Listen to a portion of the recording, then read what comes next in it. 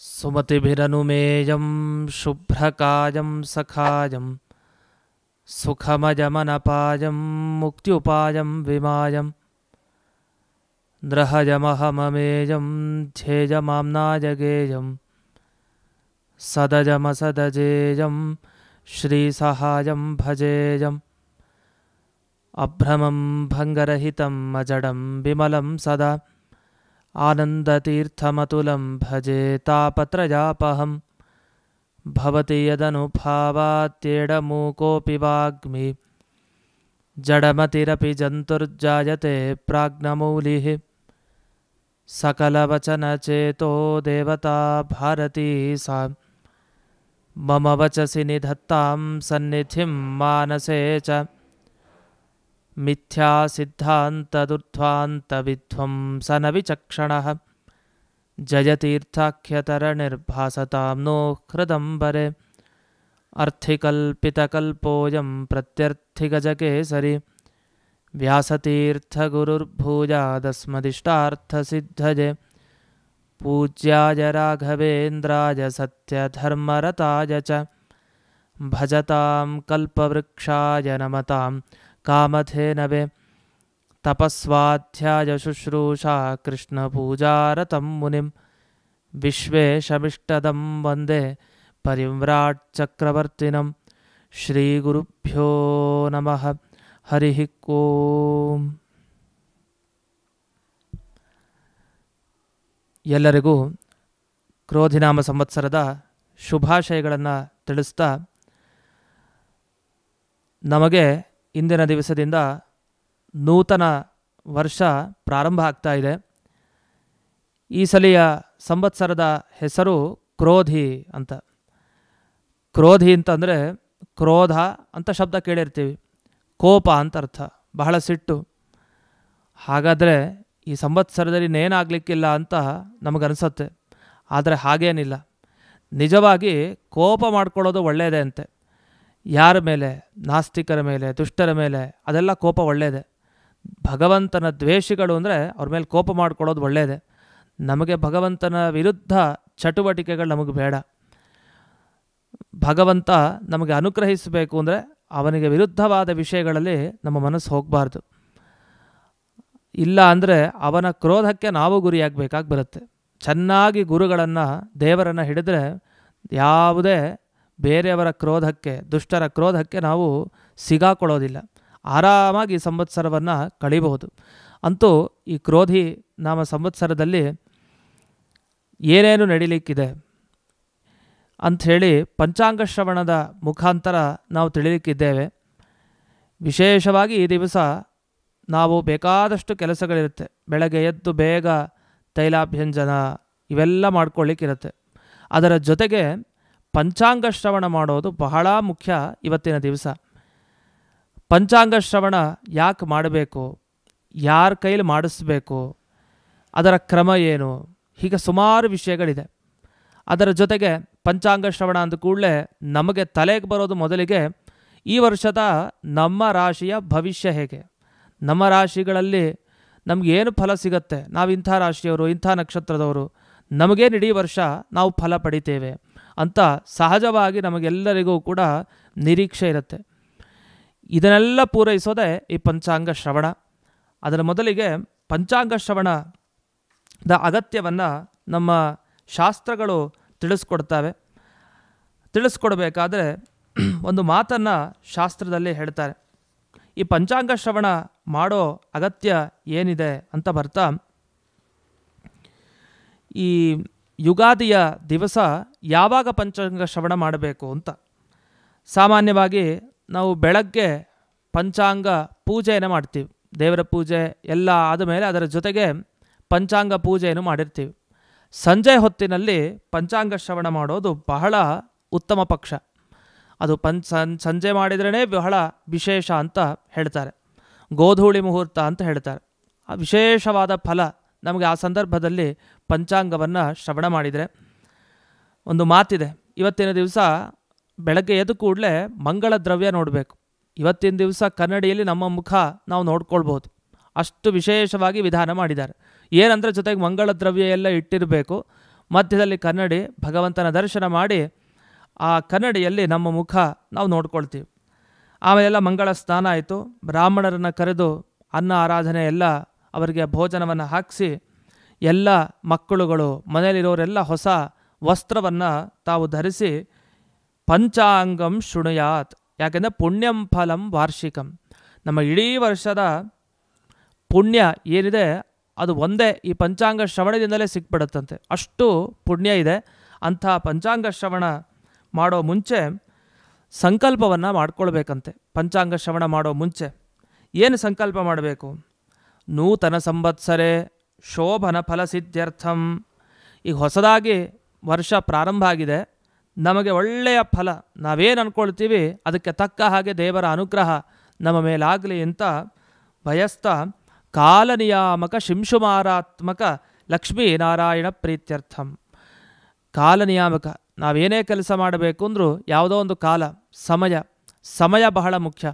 ಆ ಸಮಯ ನಮಗೆ ಸರಿ ಬಂತು ಅಂದರೆ ನಮ್ಮದೆಲ್ಲ ಸರಿ ಹೋಗುತ್ತೆ.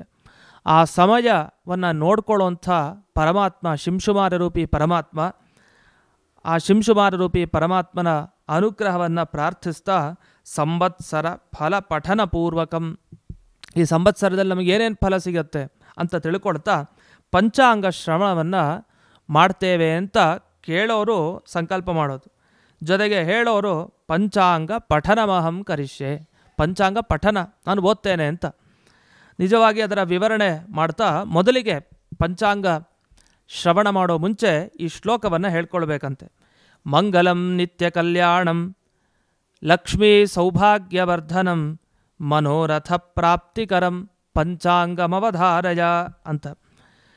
ಪ್ರತಿನಿತ್ಯ ಮಂಗಳ, ನಮ್ಮ ಮನೆಯಲ್ಲಿ ಲಕ್ಷ್ಮಿ ನೆಲೆಸಬೇಕು ಅಂದರೆ ಮೊದಲಿಗೆ ನಮ್ಮ ಮನೋರಥವನ್ನು ಈಡೇರಿಸುವಂತಹ ಈ ಪಂಚಾಂಗವನ್ನು ಕೇಳ್ರಿ ಅಂತ ಹೇಳ್ತಾರೆ. ಅದು ಯಾವುದು ಪಂಚಾಂಗಗಳು ಅಂತ ಬರ್ತಾ ತಿಥಿ, ವಾರ, ನಕ್ಷತ್ರ, ಯೋಗ, ಕರಣ, ಪಂಚ ಅಂಗ ಅಂತ ಹೇಳಿದ್ವಿ. ಅಂಗಗಳು ನಮಗೆ ಕೈ, ಕಾಲು, ಕಿವಿ, ಮೂಗು ಈ ಥರ ಎಲ್ಲ ಅಂಗಗಳಿದೆ. ಹಾಗೆ ನಮ್ಮ ಜೀವನದಲ್ಲಿ ಇದಕ್ಕಿಂತ ಮುಖ್ಯ ಅಂಗಗಳಿವು. ಸರಿಯಾಗಿ ತಿಥಿ, ಸರಿಯಾದ ವಾರ, ಸರಿಯಾದ ನಕ್ಷತ್ರ, ಯೋಗ, ಕರಣ ಇದೆಲ್ಲ ಸರಿಯಾಗಿ ಕಾಲ ಕೂಡ್ತು ಅಂದರೆ ನಾವು ಉದ್ಧಾರ ಆಗಿಬಿಡ್ತೀವಿ. ಈ ತಿಥಿಯ ಬಗ್ಗೆ ಪ್ರತಿ ದಿವಸ ನಾವು ತಿಥಿಯನ್ನು ಹೇಳಬೇಕು. ಇಂಥ ಸಂಕಲ್ಪ ಮಾಡಬೇಕಾದ್ರೆ ಸಂಧ್ಯಾ ವಂದನೆ ಇತ್ಯಾದಿಗಳಲ್ಲಿ ಹೋಮ ಮಾಡಿಸ್ಬೇಕಾದ್ರೂ ಕೂಡ ತಿಥಿಯನ್ನು ಹೇಳ್ತೀವಿ. ಜೊತೆಗೆ ವಾರ, ಯಾವ ನಕ್ಷತ್ರ, ಯಾವ ಯೋಗ, ಯಾವ ಕರಣ. ಸಾಮಾನ್ಯವಾಗಿ ನಕ್ಷತ್ರ ಅಂದರೆ ಶುಭ ನಕ್ಷತ್ರೆ, ಶುಭ ಯೋಗೆ, ಶುಭ ಕರಣೆ ಅಂಥೇಳಿ ನಾವು ಶುಭ ಅಂತ ಹೇಳಿ ಸೇರಿಸ್ಕೊಂಡು ಹೋಗ್ಬಿಡ್ತೀವಿ. ನಮಗೆ ಸೋಂಬೇರ್ತನ. ಅದನ್ನು ಬಿಟ್ಟು ನಾವು ಪಂಚಾಂಗ ನಮ್ಮ ಬಳಿ ಏನಿರುತ್ತೆ, ನಮ್ಮ ಮಠದ ಪಂಚಾಂಗಗಳು, ಅದನ್ನು ನಾವು ತೆಗೆದು ಇವತ್ತಿನ ತಿಥಿ, ಇವತ್ತಿನ ನಕ್ಷತ್ರ ಯಾವುದ್ಯಾವುದಿದೆ ಅದೆಲ್ಲವನ್ನು ನೋಡಿ ಅದನ್ನು ಹೇಳಬೇಕಂತೆ. ಯಾಕೆ ಅಂದರೆ ಇವತ್ತೊಂದು ದಿವಸ ನಾವು ಕೇಳಿಬಿಟ್ರೆ ಸಾಲಲ್ಲ, ಪ್ರತಿ ದಿವಸ ಆ ಪಂಚಾಂಗ ನಮ್ಮ ಮನೇಲಿ ಇರಬೇಕು. ಆ ಮನೆಯಲ್ಲಿದ್ದಂತಹ ಪಂಚಾಂಗವನ್ನು ತೆಗೆದು ನಾವು ಅದನ್ನು ಹೇಳಿ ನಾವು ಸಂಕಲ್ಪವನ್ನು ಮಾಡಿ ಕೃಷ್ಣಾರ್ಪಣವನ್ನು ಕೊನೆಗೆ ಮಾಡಬೇಕು. ತಿಥೇಶ್ಚ ಶ್ರಿಯಮಾಪ್ನೋತಿ, ನೀವು ತಿಥಿಯನ್ನು ಹೇಳಿ ಅಂದರೆ ದ್ವಿತೀಯ, ತೃತೀಯ, ಇವತ್ತು ಪ್ರತಿಪತ್ ತಿಥೌ ಅಂತ ಹೇಳಿ ನಾವು ತಿಥಿಯನ್ನು ಸ್ಪಷ್ಟವಾಗಿ ಹೇಳ್ತೀವಿ ಅಂದರೆ ಶ್ರಿಯಂ, ಅದನ್ನು ಸಂಪತ್ತು ಲಕ್ಷ್ಮೀದೇವಿ ಒಲಿತಾಳಂತೆ. ತಿಥಿಯನ್ನು ಹೇಳಬೇಕು. ವಾರವನ್ನು ಸ್ಮರಣೆ ಮಾಡಿಕೊಂಡ್ರೆ ಆಯುಷ್ಯ ಅಭಿವೃದ್ಧಿ ಆಗುತ್ತೆ. ನಕ್ಷತ್ರವನ್ನು ಸ್ಮರಣೆ ಮಾಡಿದರೆ ನಮ್ಮ ಪಾಪಗಳು ಹೋಗ್ತವೆ. ಯೋಗವನ್ನು ಸ್ಮರಣೆ ಮಾಡಿದರೆ ವಿಷ್ಕಂಭ ಪ್ರೀತಿರಾಯುಷ್ಮಾನ್ ಅಂತ 20ಕ್ಕಿಂತ ಹೆಚ್ಚು ಯೋಗಗಳನ್ನು ನಾವು ಕೇಳ್ತೇವೆ. ಇಂಥ ಯೋಗಗಳನ್ನು ಸ್ಮರಣೆ ಮಾಡಿದರೆ ನಮ್ಮ ರೋಗ ಪರಿಹಾರ ಆಗುತ್ತೆ. ನಮಗೆ ಯೋಗದ ಯೋಗ ಆದರೆ ರೋಗ ಪರಿಹಾರ ಆಗುತ್ತೆ, ರೋಗದ ಯೋಗ ನಮಗೆ ಆಗೋದಿಲ್ಲ.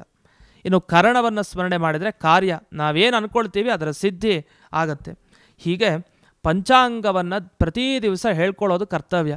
ಇವತ್ತೊಂದು ದಿವಸ ಮಾತ್ರ ನಾವು ಕೇಳೋದಲ್ಲ. ಅಷ್ಟೇ ಇರದೆ ಯಾರು ಈ ಪಂಚಾಂಗ ಶ್ರವಣವನ್ನು ಮಾಡಬೇಕು ಅಂತ ಬಯಸ್ತಾರೆ ಅವರೆಲ್ಲ ಅಗ್ನಿಷ್ಠೋಮದ ಫಲವನ್ನು ಪ್ರತಿ ದಿವಸ ಪಡಿತಾರೆ. ಗಂಗೆಯಲ್ಲಿ ಮುಳುಗಿದ್ರೆ ಏನು ಫಲನೋ ಅಷ್ಟು ಫಲವನ್ನು ತಾವು ಪಡಿತಾರೆ. ಅಂತಹ ಈ ಸಂದರ್ಭದಲ್ಲಿ ನಾವು ಗಮನಿಸಬೇಕಾಗಿದ್ದು ಒಂದು, ಪ್ರತಿ ದಿವಸ ನಮ್ಮ ಗುರುಕುಲಗಳಲ್ಲಿ ಒಂದು ಪದ್ಧತಿ ಇರುತ್ತೆ. ಬೆಳಗಿನ ಜಾವನದಲ್ಲೇ ಒಬ್ಬ ವಿದ್ಯಾರ್ಥಿ ಕೈಲಿ ಓದಿಸ್ತಾರೆ ಪಂಚಾಂಗ. ಅವತ್ತಿನ ದಿವಸ ಏನೇನು ನಡೆಯುತ್ತೆ, ಯಾವ ತಿಥಿ, ಯಾವ ನಕ್ಷತ್ರ, ಏನು ಕಾಲ ಇದೆ, ಏನು ಎತ್ತ, ಎಲ್ಲ ವಿಚಾರ. ದಿವಸ ಪಂಚಾಂಗವನ್ನು ನಾವು ಶ್ರವಣ ಮಾಡಬೇಕು. ಅದು ಬರೀ ಯುಗಾದಿಯ ಈ ಪ್ರಥಮ ದಿವಸ ಮಾತ್ರ ಅಲ್ಲ. ಸರ್ವೇ ಗ್ರಹಾಃ ಶುಭ ಏಕಾದಶ ಸ್ಥಾನ ಫಲದಾಹ ವರದಾಹ ಭವಂತು. ಎಲ್ಲ ಗ್ರಹಗಳು, ನವಗ್ರಹಗಳು ಏಕಾದಶ ಸ್ಥಾನದಲ್ಲಿ ಇದ್ದು ನಮಗೇನು ಫಲ ಸಿಗಬೇಕು ಅಂಥ ಉತ್ತಮವಾದ ಫಲವನ್ನು ಕೊಡಲಿ. ಅದು ಮೋಕ್ಷ ಅಂತೆ ಫಲ. ಏಕಾದಶ ಸ್ಥಾನ ಫಲ ಅಂದರೆ ಅದು ಮೋಕ್ಷ. ಆ ಮೋಕ್ಷವನ್ನು ನಮಗೆ ದಯಪಾಲಿಸ್ರಿ, ಭಗವಂತನ ಅನುಗ್ರಹ ದೊರೆಯುವಂತೆ ಗ್ರಹಗಳೆಲ್ಲ ಮಾಡಲಿ ಅಂತ ಅವುಗಳ ಬಳಿ ಪ್ರಾರ್ಥನೆಯನ್ನು ಮಾಡಿ, ಅದು ನಮ್ಮ ಒಬ್ಬರಿಗೆ ಅಂತ ಸ್ವಾರ್ಥತೆಗೆ ಪ್ರಾರ್ಥನೆ ಅಲ್ಲ.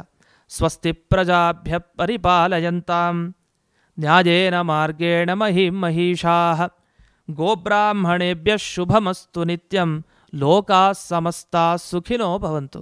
ಸಮಸ್ತ ಲೋಕ ದುಃಖದಲ್ಲಿ ಮುಳುಗೋದು ಬೇಡ. ಎಲ್ಲ ಸಾತ್ವಿಕ ಲೋಕ ಸುಖವಾಗಿ ತಾವು ಜೀವನವನ್ನು ನಡೆಸಲಿ. ಜೊತೆಗೆ ಇನ್ನು ಹಲವು ಪ್ರಾರ್ಥನೆಗಳನ್ನು ಮಾಡಲಿಕ್ಕೆ ಇದೆ. ಕಾಲೇ ವರ್ಷತು ಪರ್ಜನ್ಯ ಪೃಥಿವೀ ಸಸ್ಯಶಾಲಿನಿ. ಕಾಲಕ್ಕೆ ಸರಿಯಾಗಿ ಮಳೆ ಬರಲಿ. ಈ ದೇಶ ಕ್ಷೋಭೆಗೆ ಒಳಗಾಗಬಾರ್ದು. ಎಲ್ಲ ಸಜ್ಜನರು ಭಯ ಇಲ್ಲದೆ ಆರಾಮಾಗಿ ಸಂಚಾರ ಮಾಡಿಕೊಂಡಿರಬೇಕು. ಯಾರಿಗೆ ಮಕ್ಕಳಿಲ್ವೋ ಅವರಿಗೆ ಮಕ್ಕಳಾಗಬೇಕು. ಯಾರಿಗೆ ಮಕ್ಕಳಾಗಿದ್ದಾರೋ ಅವರಿಗೆ ಮೊಮ್ಮಕ್ಕಳು ಮುಂದಕ್ಕೆ ಆಗ್ತಾರೆ. ಆ ರೀತಿ ಆಗಲಿ. ಯಾರಿಗೆ ದುಡ್ಡಿಲ್ಲ ಅವರಿಗೆ ದುಡ್ಡು ಸಿಗಲಿ. ಜೀವಂತು ಶರದಾಂಶತಂ, 100 ವರ್ಷಗಳ ಕಾಲ ಚೆನ್ನಾಗಿ ಬಾಳಲಿ. ಸರ್ವೇ ಭವಂತು ಸುಖಿನಃ ಸರ್ವೇ ಸಂತು ನಿರಾಮಯಾಃ ಸರ್ವೇ ಭದ್ರಾಣಿ ಪಶ್ಯಂತು ಮಾ ಕಶ್ಚಿತ್ ದುಃಖ ಭಾಗ್ ಭವೇತ್. ಯಾರಿಗೂ ದುಃಖ ಆಗದೇ ಇರಲಿ, ಎಲ್ಲರೂ ಸುಖವಾಗಿ ಬಾಳಲಿ ಎನ್ನುವ ಉತ್ತಮವಾದ ಪ್ರಾರ್ಥನೆ ಇಂದಿನ ದಿವಸ ನಾವು ಮಾಡಬೇಕು. ಜೊತೆಗೆ ಶ್ರದ್ಧಾಂ ಮೇಧಾಂ ಯಶಃ ಪ್ರಜ್ಞಾಂ ವಿದ್ಯಾಂ ಪುಷ್ಟಿಂ ಶ್ರೇಯಂ ಬಲಂ, ಪ್ರತಿಯೊಂದು ಆ ಶ್ರದ್ಧೆ, ಆಯುಷ್ಯ, ಪುಷ್ಟಿ, ಮೇಧಾಶಕ್ತಿ, ನಮಗೇನೇನು ಬೇಕು ಜೀವನದಲ್ಲಿ, ನಮ್ಮ ಮೋಕ್ಷಕ್ಕೆ ಹೋಗಲಿಕ್ಕೆ ಏನೇನು ಬೇಕೋ ಸಾಧನೆ, ಅವೆಲ್ಲವೂ ನಮಗೆ ಭಗವಂತ ದಯಪಾಲಿಸಲಿ ಅಂಥೇಳಿ ಬರೀ ನಮಗೆ ಮಾತ್ರ ನಾವು ಪ್ರಾರ್ಥನೆ ಮಾಡ್ಕೊಳ್ಳೋದಲ್ಲ, ಬೇರೆಯವರಿಗೋಸ್ಕರನೂ ಪ್ರಾರ್ಥನೆ ಮಾಡಬೇಕು. ನಮಗೆ ಪ್ರಾರ್ಥನೆ ಮಾಡಿಕೊಂಡ್ರೆ ಒಂದಿಷ್ಟು ಪುಣ್ಯ, ಬೇರೆಯವ್ರಿಗೋಸ್ಕರ ಪ್ರಾರ್ಥನೆ ಮಾಡಿದ್ರೆ ದುಪ್ಪಟ್ಟು ಜಾಸ್ತಿ ಪುಣ್ಯ ನಮಗೆ ಸಿಗುತ್ತೆ. ಹಾಗಾಗಿ ವಿಶಾಲವಾದ ಮನಸ್ಸಿನಿಂದ ಎಲ್ಲರಿಗೂ ಕೂಡ ಒಳ್ಳೆಯದಾಗಲಿ ಅಂತ ಈ ಪಂಚಾಂಗ ಶ್ರವಣದ ಸಂದರ್ಭದಲ್ಲಿ ನಾವು ಮೊದಲಿಗೆ ಎಲ್ಲ ಪ್ರಾರ್ಥನೆಯನ್ನು ಮಾಡುವಂಥ ಕ್ರಮ ಇದೆ. ಅದು ಪ್ರತಿ ದಿವಸ ನಾವು ಎಲ್ಲರಿಗೂ ಹಾಗೆ ಬಯಸಬೇಕು, ಶುದ್ಧ ಮನಸ್ಸಿನಿಂದ ಬಯಸಬೇಕು. ಆಮೇಲೆ ಕೃಷ್ಣನ ಪ್ರಾರ್ಥನೆ, ನಮೋ ಬ್ರಹ್ಮಣ್ಯ ದೇವಾಯ ಗೋಬ್ರಾಹ್ಮಣ ಹಿತಾಯ ಚ ಜಗದ್ಹಿತಾಯ ಕೃಷ್ಣಾಯ ಗೋವಿಂದಾಯ ನಮೋ ನಮಃ. ಕೃಷ್ಣನ ಪ್ರಾರ್ಥನೆಯೆಲ್ಲ ನಾವು ಮಾಡ್ತಾ ಮುಂದಕ್ಕೆ ಈ ಪಂಚಾಂಗ ಶ್ರವಣ ಮಾಡಬೇಕಾದ್ರೆ ಏನೇನು ಕೇಳ್ತೀವಿ ನಾವು ಅಂತ ಅದನ್ನೊಂದನ್ನು ನಾವು ಗಮನಿಸಬೇಕು. ಪಂಚಾಂಗ ಶ್ರವಣವನ್ನು ಮಾಡ್ತಾ ಅನೇಕ ರಾಶಿಗಳ ಅಧಿಪತಿಗಳಿರ್ತಾರೆ. ಈಗ ಸಿಂಹರಾಶಿ ಅಂತಿದ್ರೆ ಆ ಸಿಂಹರಾಶಿಗೆ ಸೂರ್ಯ ಅಧಿಪತಿ. ಹೀಗೆ ಒಬ್ಬೊಬ್ಬ ರಾಶಿಗೆ ಒಬ್ಬೊಬ್ಬ ಅಧಿಪತಿಯಾಗಿ ಇರ್ತಾರೆ. ಈ ಎಲ್ಲ ಗ್ರಹಗಳೇನಿರ್ತವೆ ಆಯಾಯ ಕಾಲಕ್ಕೆ ಒಂದೊಂದು ಫಲಗಳನ್ನು ನೀಡ್ತಾರೆ. ಅದರಲ್ಲಿ ಈ ರಾಜ ಮಂತ್ರಿ ಅಂತೆಲ್ಲ ಇರ್ತಾರೆ.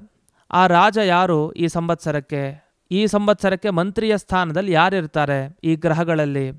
ನಾವು ಅಂದ್ಕೊಳ್ತೀವಿ ಸೂರ್ಯನೇ ರಾಜ ಯಾವಾಗಲೂ ಅಂತ. ಈ ನವಗ್ರಹಗಳಲ್ಲಿ ಸೂರ್ಯ ರಾಜನ ಸ್ಥಾನ, ನಂತರ ಚಂದ್ರನ ಸ್ಥಾನ, ಹೀಗೆ ಯೋಚನೆ ಮಾಡ್ತೀವಿ. ಆದರೆ ಪ್ರತಿ ಸಂವತ್ಸರಕ್ಕೂ ಒಬ್ಬೊಬ್ಬರು ತಾವು ವಿಶೇಷವಾಗಿ ಅಧಿಕಾರ ವಹಿಸ್ಕೊಳ್ತಾರಂತೆ. ನಾವು ಈ ಸಂವತ್ಸರ ನೋಡ್ಕೊಳ್ತೀವಿ, ನಮ್ಮ ಜವಾಬ್ದಾರಿ ಅನ್ನೋ ರೀತಿಯಲ್ಲಿ ಇರ್ತಾರೆ. ಅಂಥವರೆಲ್ಲ ಏನೇನು ಫಲ ಕೊಡ್ತಾರೆ ಅದನ್ನೆಲ್ಲ ಕೇಳಬೇಕಂತೆ.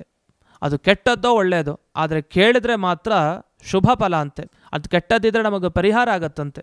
ಅಂಥ ಉತ್ತಮವಾದ ಈ ಪಂಚಾಂಗ ಶ್ರವಣದ ಬಗ್ಗೆ ಇನ್ನೊಂದು ಮಾತು ಇದೆ. ಈ ಪಂಚಾಂಗವನ್ನು ಯಾಕೆ ಕೇಳಬೇಕು ಇವತ್ತಿನ ದಿವಸ ಅಂದರೆ ಆಯುರ್ವೃದ್ಧಿಂ ಅಂತ ಹೇಳ್ತಾರೆ. ನಿಮ್ಮ ಆಯುಷ್ಯ ಹೆಚ್ಚಾಗಬೇಕಾ ಪಂಚಾಂಗ ಶ್ರವಣ ಮಾಡಿ. ಅಯ್ಯೋ ಖಂಡಿತ ನಮಗೆ ಆರೋಗ್ಯ ಸರಿಯಾಗೇ ಇಲ್ಲ, ಅನಾರೋಗ್ಯ ಜಾಸ್ತಿ, ಅದೆಲ್ಲ ಹೋಗಿ ಇನ್ನು ಜಾಸ್ತಿ ವರ್ಷ ಬದುಕಿ ಚೆನ್ನಾಗಿ ಸಾಧನೆ ಮಾಡಬೇಕು. ಆಯುರ್ವೃದ್ಧಿಂ ಪುತ್ರ ಪೌತ್ರಾಭಿವೃದ್ಧಿಂ, ಪುತ್ರ ಪೌತ್ರ ಎಲ್ಲರೂ ಮುಂದೆ ವಂಶ ಅಭಿವೃದ್ಧಿ ಆಗ್ತಾ ಹೋಗುತ್ತೆ. ನಿತ್ಯಾರೋಗ್ಯಂ ಸಂಪದಂ ಚಾನಪಾಯಂ, ಸಂಪತ್ತು ಬರುತ್ತೆ, ಆರೋಗ್ಯ, ಅಪಾಯ ಕೊಡದೇ ಇರುವಂಥ ಸಂಪತ್ತು ಬರಲಿ, ಒಳ್ಳೆಯ ಸಂಪತ್ತು. ಅಚ್ಛಿನ್ನಾನಾಂ ಉತ್ಸವಾನಾಮವಾಪ್ತಿಂ, ಒಳ್ಳೆಯ ಶುಭ ಕರ್ಮಗಳು ನಮ್ಮ ಜೀವನದಲ್ಲಿ ನಿರಂತರ ವರ್ಷವಿಡೀ ನಡೀಲಿ. ಯಚ್ಛಂತ್ಯೇತೆ ವತ್ಸರಾಧೀಶ ಮುಖ್ಯಾಃ, ನಮಗೆ ಈ ಸಂವತ್ಸರಕ್ಕೆ ಅಧಿಪತಿಗಳು ಯಾವ ಯಾವ ಗ್ರಹಗಳಿದ್ದಾರೆ ಅವರೆಲ್ಲ ನಮಗೆ ನೀಡಲಿ ಅಂತ ಇಷ್ಟು ಈ ಪಂಚಾಂಗ ಶ್ರವಣದ ಮಹತ್ವವನ್ನು ಹೇಳಿ, ಯಾರು ಶ್ರದ್ಧೆಯಿಂದ ಈ ಪಂಚಾಂಗ ಶ್ರವಣವನ್ನು ಮಾಡ್ತಾರೆ, ಇಡೀ ವರ್ಷ ಸುಖವಾಗಿ ಇರ್ತಾನೆ. ಅದಕ್ಕೋಸ್ಕರ ಈ ಒಂದು ಅವಕಾಶದಿಂದ ವಂಚಿತರಾಗಬಾರ್ದಂತೆ. ಅದನ್ನು ಪಂಚಾಂಗ ಶ್ರವಣವನ್ನು ಅವಶ್ಯವಾಗಿ ನಾವು ಮಾಡಲೇಬೇಕು ಅಂತ ಇಷ್ಟು ಹೇಳಿ ಈ ಪಂಚಾಂಗದ ಪೂಜೆಯನ್ನು ಮಾಡಬೇಕು. ಅದರ ಬಗ್ಗೆ ಒಂದು 2 ನಿಮಿಷಗಳ ಕಾಲ ಅದರ ವಿಚಾರ ನೋಡೋಣ. ಪಂಚಾಂಗವನ್ನು ಇವತ್ತಿನ ದಿವಸ ಪೂಜೆ ಮಾಡಬೇಕಾದ್ರೆ ಈ ಪೂಜೆಯ ಹಿನ್ನೆಲೆ ಏನು? ಮೊದಲು ಸಂಕಲ್ಪವನ್ನು ಮಾಡ್ತೀವಿ. ಆ ಸಂಕಲ್ಪ ಮಾಡಬೇಕಾದ್ರೆ ನಾವು ಶುಭೆ ಶೋಭನೆ ಮುಹೂರ್ತೆ ಯಥಾವತ್ತಾಗಿ ಇದೆಲ್ಲ ಸಂಕಲ್ಪವನ್ನು ಮಾಡ್ತೇವೆ. ಮಾಡಿದಾಗ ಸಂಕಲ್ಪದ ಕೊನೆಗೆ ಅಸ್ಮಾಕಂ ಸಕುಟುಂಬಾನಾಂ, ಎಲ್ಲ ಕುಟುಂಬದ ಜೊತೆಗೆ ನಮಗೆ ಕ್ಷೇಮ ಸ್ಥೈರ್ಯ ವಿಜಯ ವೀರ್ಯ ಅಭಯ ಆಯುರಾರೋಗ್ಯ ಐಶ್ವರ್ಯ ಅಭಿವೃದ್ಧ್ಯರ್ಥಂ, ಇದೆಲ್ಲ ಅಭಿವೃದ್ಧಿ ಆಗ್ತಾ ಸಮಸ್ತ ದುರಿತೋಪಶಾಂತ್ಯರ್ಥಂ, ನಮ್ಮ ಎಲ್ಲ ದುರಿತಗಳು ಪಾಪಗಳು ನಿವಾರಣೆ ಆಗಲಿ, ಸಮಸ್ತ ಸನ್ಮಂಗಲಾರ್ಥಂ, ಸಮಸ್ತ ಸನ್ಮಂಗಲಗಳು ನಮಗುಂಟಾಗಲಿ, ಸಮಸ್ತ ಅಭ್ಯುದಯಾರ್ಥಂಚ, ಎಲ್ಲ ರೀತಿಯ ಅಭ್ಯುದಯ ನಮಗೆ ಏಳಿಗೆ ಏನಿದೆ ಅದು ಜೀವನದಲ್ಲಾಗಲಿ, ಅದಕ್ಕೋಸ್ಕರ ಜೊತೆಗೆ ಧರ್ಮ ಅರ್ಥ ಕಾಮ ಮೋಕ್ಷಾಖ್ಯ ಚತುರ್ವಿಧ ಫಲ ಪುರುಷಾರ್ಥ ಸಿದ್ಧ್ಯರ್ಥಂ, 4 ಪುರುಷಾರ್ಥಗಳು ನಮಗೆ ಸಿದ್ಧಿಸಲಿ ಅಂತ ಭಾರತೀ ರಮಣ ಮುಖ್ಯ ಪ್ರಾಣಾಂತರ್ಗತ ಪ್ರೇರಣೆಯ ಅಂಥೇಳಿ ಭಾರತೀ ರಮಣ ಮುಖ್ಯ ಪ್ರಾಣದೇವರ ಒಳಗಡೆ ಇರೋ ಪರಮಾತ್ಮನನ್ನು ಪ್ರಾರ್ಥನೆ ಮಾಡ್ತಾ, ಅದು ಇಲ್ಲಿ ವಿಶೇಷವಾಗಿ ನಮ್ಮ ಕುಲದೇವತೆ, ಅದು ಪದ್ಮಾವತಿ ಸಹಿತ ಶ್ರೀನಿವಾಸ ಆದರೆ ಅವನನ್ನು ಸ್ಮರಣೆ ಮಾಡಿಕೊಳ್ಳೋದು, ಇಲ್ಲ ಲೋಕಾಂಬ ಭೂದೇವಿ ಸಹಿತ ಲಕ್ಷ್ಮೀ ನರಸಿಂಹ ಆದರೆ ಲಕ್ಷ್ಮೀ ನರಸಿಂಹನ ಸ್ಮರಣೆ ಮಾಡೋದು. ಹೀಗೆ ಸ್ಮರಣೆ ಮಾಡಿ ಅವನ ಪ್ರೀತಿಗೋಸ್ಕರ ನಾವು ಯಥಾಯೋಗ್ಯವಾಗಿ ನಾನೇನು ದ್ರವ್ಯವನ್ನು ದುಡ್ಡನ್ನು ಯಥಾವತ್ತಾಗಿ ಏನು ಸಂಪಾದನೆ ಮಾಡಿದ್ದೇನೆ ಅದನ್ನೆಲ್ಲ ಇವತ್ತು ಬ್ರಾಹ್ಮಣರನ್ನು ಕರೆಸಿ ಆರಾಧನೆ ಮಾಡಿ ಸಂವತ್ಸರ ಅಯನ ಋತು ಮಾಸ ಗ್ರಹ ನಕ್ಷತ್ರ ಕರಣ ಯೋಗಾದಿ ಅಭಿಮಾನಿ ದೇವತಾ ಪೂಜಾಂ, ಎಲ್ಲದಕ್ಕೂ ಅಭಿಮಾನಿ ದೇವತೆಗಳಿರ್ತಾರೆ. ಒಬ್ಬೊಬ್ಬ ದೇವತೆ ನಮ್ಮ ರಾಶಿಗೆ, ನಮ್ಮ ನಕ್ಷತ್ರಕ್ಕೆ, ಈ ಇಡೀ ವರ್ಷಕ್ಕೆ, ಋತುಗಳಿಗೆ, ಮಾಸಕ್ಕೆ, ಇದೆಲ್ಲಕ್ಕೂ ಅಭಿಮಾನಿ ದೇವತೆಗಳಿದ್ದಾರೆ. ಅಂಥ ಈ ಎಲ್ಲ ಅಭಿಮಾನಿ ದೇವತೆಗಳನ್ನು ಯುಗಾದಿ ಪರ್ವಕಾಲೆ, ಇದೊಂದು ದೊಡ್ಡ ಪರ್ವಕಾಲ ಇವತ್ತಿನ ದಿವಸ. ನಾವು ಇವತ್ತಿನ ದಿವಸ ಆರಾಮಾಗಿ ಮಜಾ ಹೊಡೆಯೋದಲ್ಲ, ಬಹಳ ಎಚ್ಚರದಿಂದ ಎಲ್ಲರನ್ನು ಪ್ರಾರ್ಥಿಸಿ ಪೂಜಾಂ ಕರಿಷ್ಯೆ ಅಂತ ಸಂಕಲ್ಪ ಮಾಡಬೇಕು. ಮಾಡಿ ನಂತರ ಎಲ್ಲ ಗಣಪತಿ ಪೂಜೆ ಇದೆಲ್ಲವನ್ನು ಮಾಡ್ತಾ ಪ್ರತಿಯೊಂದು ಈ ಸಂವತ್ಸರ ದೇವತೆಗಳ ಪೂಜೆಯನ್ನು ಮಾಡ್ತಾ ಹೋಗಬೇಕಂತೆ. ಅದರಲ್ಲಿ ಈ ಋತುದೇವತಾ ಪೂಜೆ, ಋತುಗಳು ವಸಂತ ಋತು ಇದೆಲ್ಲ ಬರುತ್ತೆ ನಮಗೆ, ಶರದ್ ಋತು ಇತ್ಯಾದಿಗಳು. ಆ ಋತುಗಳಿಗೆ ಅಭಿಮಾನಿ ದೇವತೆಗಳಿರ್ತಾರೆ. ಜೊತೆಗೆ ಮಾಸಾಭಿಮಾನಿ ದೇವತೆಗಳಿರ್ತಾರೆ. ನಮಗೆ ಪದ್ಮಿನಿ ವಿಷ್ಣು ಅಭಿಮಾನಿ ಇರ್ತಾನೆ, ಮಾಸ ನಿಯಾಮಕ. ಜೊತೆಗೆ ನಕ್ಷತ್ರ ದೇವತೆಗಳು ಮತ್ತು 12 ರಾಶಿಗಳ ದೇವತೆಗಳು, ಇವನ್ನೆಲ್ಲ ಹೇಗೆ ಪ್ರಾರ್ಥನೆ ಮಾಡಬೇಕು ಅದಕ್ಕೆ ಒಂದು ವಿಶೇಷವಾದ ಕ್ರಮ. ಅದಕ್ಕೋಸ್ಕರ ಯಾರಾದ್ರೂ ಕರೆಸಿ ಮಾಡಿಸ್ಬೇಕಂತೆ, ಯಾಕೆ ನಮಗೆ ಪೂರ್ಣ ತಿಳುವಳಿಕೆ ಇರೋದಿಲ್ಲ. ಅದಕ್ಕೆ ಹೇಳ್ತಾರೆ, ನಿಮಗಿಷ್ಟು ಕಷ್ಟ ಆದರೆ ಒಂದು ಉಪಾಯ ಮಾಡಬಹುದಂತೆ. ಏನು? ತತ್ತತ್ ಸಂವತ್ಸರ ಅಭಿಮಾನಿ ದೇವತಾಭ್ಯೋ ನಮಃ, ಆಯಾಯ ಸಂವತ್ಸರಕ್ಕೆ ಅಧಿಪತಿಯಾದ ದೇವತೆಗಳಿಗೆ ನಮಸ್ಕಾರ, ಆಯಾ ನಕ್ಷತ್ರಗಳ ಅಭಿಮಾನಿ ದೇವತೆಗಳಿಗೆ ನಮಸ್ಕಾರ ಅಂತ ನಾವೇ ಯಜಮಾನರಾಗಿ ಮನೆಯಲ್ಲಿದ್ದರೆ, ಯಾರು ನಮಗೆ ಸಿಗಲಿಲ್ಲ ಅಂದರೆ ನಾವೇ ಪಂಚಾಂಗವನ್ನು ಇಟ್ಟು ಇದೆಲ್ಲ ಮಂಗಳ ಶ್ಲೋಕವನ್ನು ಹೇಳಿಕೊಂಡು ಅಲ್ಲಿ ಮಂತ್ರಾಕ್ಷತೆಯ ಕಾಳನ್ನು ಹಾಕಿ ಈ ಮಾಸ ದೇವತೆ ಪ್ರತಿಯೊಂದು ದೇವತೆಗಳಿಗೆ ನಾವು ಅರ್ಚನೆ ಮಾಡ್ತಾ ಹೋಗಬೇಕು. ಇದೇ ರೀತಿ ನಕ್ಷತ್ರ ದೇವತೆಗಳು, ಹೀಗೆ ಪ್ರತಿಯೊಂದು ದೇವತೆಗಳಿಗೆ ನಾವು ಅರ್ಚನೆಯನ್ನು ಮಾಡ್ತಾ ಕೊನೆಗೆ ಒಂದು ಮಾತನ್ನು ಹೇಳ್ತಾರೆ. ಸಂಪೂಜ್ಯೋ ಗಣಕಫಲಂ ಚ ಶೃಣುಯಾ ತಸ್ಮಾಚ್ಚ ಲಾಭಪ್ರದಂ. ಇವತ್ತಿನ ದಿವಸ ಮನೆಗೆ ಕರೆಸಿ ಪಂಚಾಂಗ ಶ್ರವಣ ಮಾಡಿಸ್ಬೇಕು ಅಂತ. ಇಲ್ಲಿವರೆಗೆ ನಾವು ಈ ಪಂಚಾಂಗ ಶ್ರವಣದ ಮಹತ್ವವನ್ನು, ಜೊತೆಗೆ ಪಂಚಾಂಗ ಶ್ರವಣವನ್ನು ಮಾಡುವಂಥ ಅದರ ಹಿನ್ನೆಲೆ, ಅದರ ಮಹಾತ್ಮೆಯನ್ನು ಇಲ್ಲಿವರೆಗೂ ನಾವು ತಿಳಿದ್ವಿ. ಇನ್ನು ಮುಂದೆ ನಾವು ನೇರವಾಗಿ ಪಂಚಾಂಗ ಶ್ರವಣವನ್ನು ಮಾಡೋಣ. ಈಗ ಪಂಚಾಂಗ ಶ್ರವಣ ಅಂದರೆ ನಮ್ಮ ಮನೆಗಳೆಲ್ಲ ನಮ್ಮ ಮಠಕ್ಕೆ ಸಂಬಂಧಪಟ್ಟ ಹಾಗೆ ಪಂಚಾಂಗಗಳು ಇರ್ತವೆ. ನಾವು ತೊಗೊಂಡಿರ್ಬೇಕು ಮುಂಚೆನೆ, ಇಲ್ಲ ಅಂದರೆ ಇವತ್ತು ಹೋಗಾದರೂ ಸಂಜೆ ಮುಂಚೆನೆ ನಾವು ಹೋಗಿ ತೊಗೊಂಡಿರಬೇಕಾಗಿತ್ತು. ಅಂತೂ ಈ ಪಂಚಾಂಗವನ್ನು ತಗೊಂಡು ನಾವು ನಮ್ಮ ಮನೆಗಳಲ್ಲಿ ಯಾರನ್ನು ಕರೆಸಿ ಉತ್ತಮ ಜ್ಞಾನಿಗಳನ್ನು ಅಥವಾ ಉತ್ತಮ ಬ್ರಾಹ್ಮಣರನ್ನು ಕರೆಸಿ ಪಂಚಾಂಗವನ್ನು ಕೇಳಬೇಕು ಅಂತ ಇಷ್ಟು ಬಂತು. ಕೇಳಬೇಕಾದ್ರೆ ನಮಗೆ ಪಂಚಾಂಗಗಳಲ್ಲಿ ಕೊಟ್ಟಿರ್ತಾರೆ, ಪಂಚಾಂಗ ಪೀಠಿಕಾ ಅಂತ ಕೊಟ್ಟಿರ್ತಾರೆ. ಪಂಚಾಂಗ ಓದೋ ಮುಂಚೆ ಒಂದಿಷ್ಟು ತಿಳಿಬೇಕಾದ ವಿಷಯಗಳು ಅಂತ ಕೊಟ್ಟಿರ್ತಾರೆ.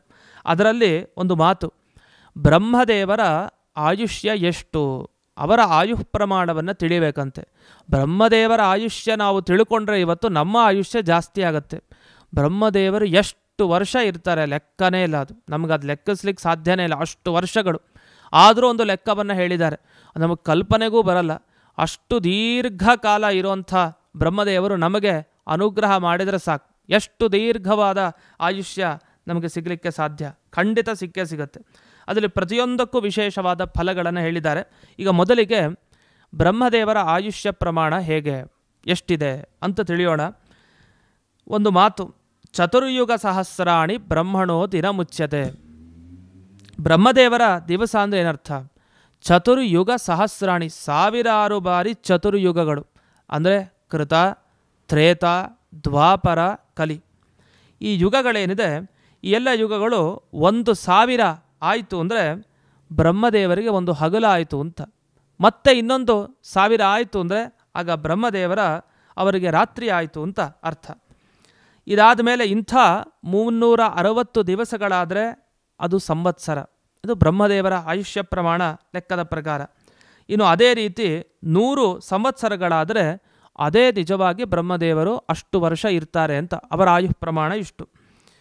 ಇದಾಗಿ 100 ವರ್ಷಗಳಲ್ಲಿ ಪ್ರಕೃತ ಬ್ರಹ್ಮದೇವರ ಆ 100 ವರ್ಷಗಳಲ್ಲಿ ಇಲ್ಲಿಯವರೆಗೆ ಪ್ರಸ್ತುತ 50 ವರ್ಷಗಳು ಕಳೆದಿದೆ.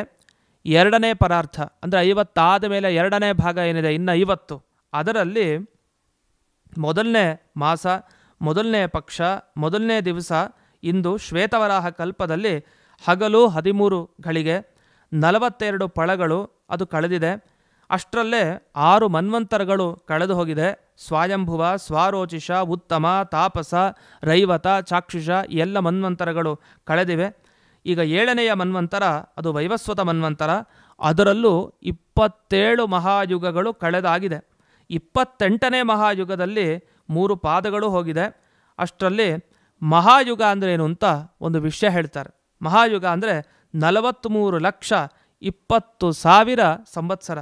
ಅದರಲ್ಲಿ ಕೃತಯುಗ 17,28,000 ಸಂವತ್ಸರ. ಹೀಗೆ ಒಂದೊಂದು ಯುಗಗಳು ಕಳೀತಾ ಬಂತು. ಇನ್ನು ಕಲಿಯುಗದ ಬಗ್ಗೆ ಬರ್ತಾ 4,32,000 ಸಂವತ್ಸರಗಳು. ಅಲ್ಲಿ 28ನೆಯ ಮಹಾಯುಗ. ಹೀಗೆ ವರ್ಣನೆ ಮಾಡ್ತಾ ಈಗ ಶಕೆಯನ್ನು ಹೇಳ್ತಾ ಬರ್ತಾರೆ. ನಾವೆಲ್ಲ ಶಕೆಗಳನ್ನು ನಾವು ಮಧ್ವಾಚಾರ್ಯರ ಶಕೆ ನಾವೆಲ್ಲ ಪಂಚಾಂಗದ ಮೂಲ ಪುಟದಲ್ಲಿ ಮೇಯ್ನ್ ಪೇಜಿನಲ್ಲಿ ನಾವು ಗಮನಿಸ್ಬೋದು. ಅಲ್ಲಿ ಶಕೆಗಳು ಹಾಕಿರ್ತಾರೆ, ಎಷ್ಟು ವರ್ಷ ಕಳೆದಾಗಿದೆ. ಈಗ ಮಧ್ವಾಚಾರ್ಯರು ನಮ್ಮ ಮೂಲ ಗುರುಗಳು, ಅವರು ಕಳೆದು ಗತಶಕೆ 824 ವರ್ಷ ಗತಶಕೆ ಅಂತ ಈಗ ಕಳೆದದ್ದು ಹೇಳ್ತಾರೆ. ಈಗ ಪ್ರಸ್ತುತ ಆದರೆ ಅದರ ಮುಂದೆ ಇನ್ನೊಂದು ವರ್ಷ ಆ್ಯಡ್ ಮಾಡ್ಕೊಳ್ಳೋದು. ಗತಶಕೆ ಇಷ್ಟು ಕಳೆದಾಗಿದೆ 824.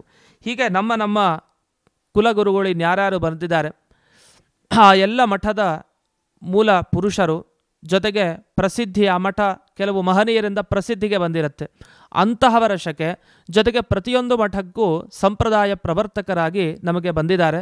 ಅಂಥ ಸಂಪ್ರದಾಯ ಪ್ರವರ್ತಕರು ಯಾವಾಗ ಬಂದರು, ಅವರು ಎಷ್ಟು ವರ್ಷಗಳ ಕಾಲ ಆಯಿತು ಅವರು ಬಂದು ಅಂತ ಅದನ್ನೆಲ್ಲ ಶಕೆಗಳಲ್ಲಿ ಸೇರಿಸ್ಕೊಂಡು ನಾವು ನರ್ಮದಾ ನದಿಯ ದಕ್ಷಿಣ ದೇಶದಲ್ಲಿ ಚೈತ್ರ ಶುಕ್ಲ ಪ್ರತಿಪತ್ತಿನಿಂದ ಈ ಶ್ರೀ ಕ್ರೋಧಿನಾಮ ಸಂವತ್ಸರದ ಆರಂಭ ಆಗಿದೆ ಅಂತ ಇಷ್ಟು ಕ್ರೋಧಿ ಸಂವತ್ಸರದ ಪ್ರಾರಂಭವನ್ನು ನೋಡಿದ್ವಿ.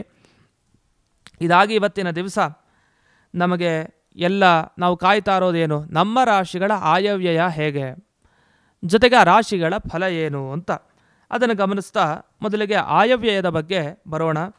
ಮೇಷರಾಶಿಯವರಿಗೆ 2 ಆಯ ಅಂದರೆ ಅದು ನಮಗೆ ಸಂಪತ್ತು ನೀಡೋದು, ವ್ಯಯ ಅಂದರೆ ಖರ್ಚಾಗೋದು. ಈ ಸಲ ಆಯ ಅದು 10ಕ್ಕೆ ಗಮನಿಸೋದಿಲ್ಲ. ಇವರು ಸುಮಾರು ಎಷ್ಟು ಆಯವ್ಯಯ ಒಟ್ಟು ವರ್ಷಗಳಿಗೆ ಅನುಗುಣವಾಗಿ ಹೇಳ್ತಾರೆ. ಅಲ್ಲಿ 2 ಆಯ 14 ವ್ಯಯ ಅಂತ ಹೇಳ್ತಾರೆ. ಯಾವುದಕ್ಕೆ? ಮೇಷರಾಶಿಗೆ. ಇನ್ನು ವೃಷಭ ರಾಶಿಗೆ 11 ಆಯ ವ್ಯಯ 5. ಮಿಥುನ ರಾಶಿಗೆ 2 ಆಯ ವ್ಯಯ 5. ಕಟಕ ರಾಶಿಯವರಿಗೆ 11 ಆಯ 14 ವ್ಯಯ. ಸಿಂಹರಾಶಿಯವರಿಗೆ 14 ಆಯ 11 ವ್ಯಯ. ಕನ್ಯಾ ರಾಶಿಯವರಿಗೆ 2 ಆಯ 5 ವ್ಯಯ. ತುಲಾ ರಾಶಿಯವರಿಗೆ 11 ಆಯ 5 ವ್ಯಯ. ವೃಶ್ಚಿಕ ರಾಶಿಯವರಿಗೆ 2 ಆಯ ವ್ಯಯ 14.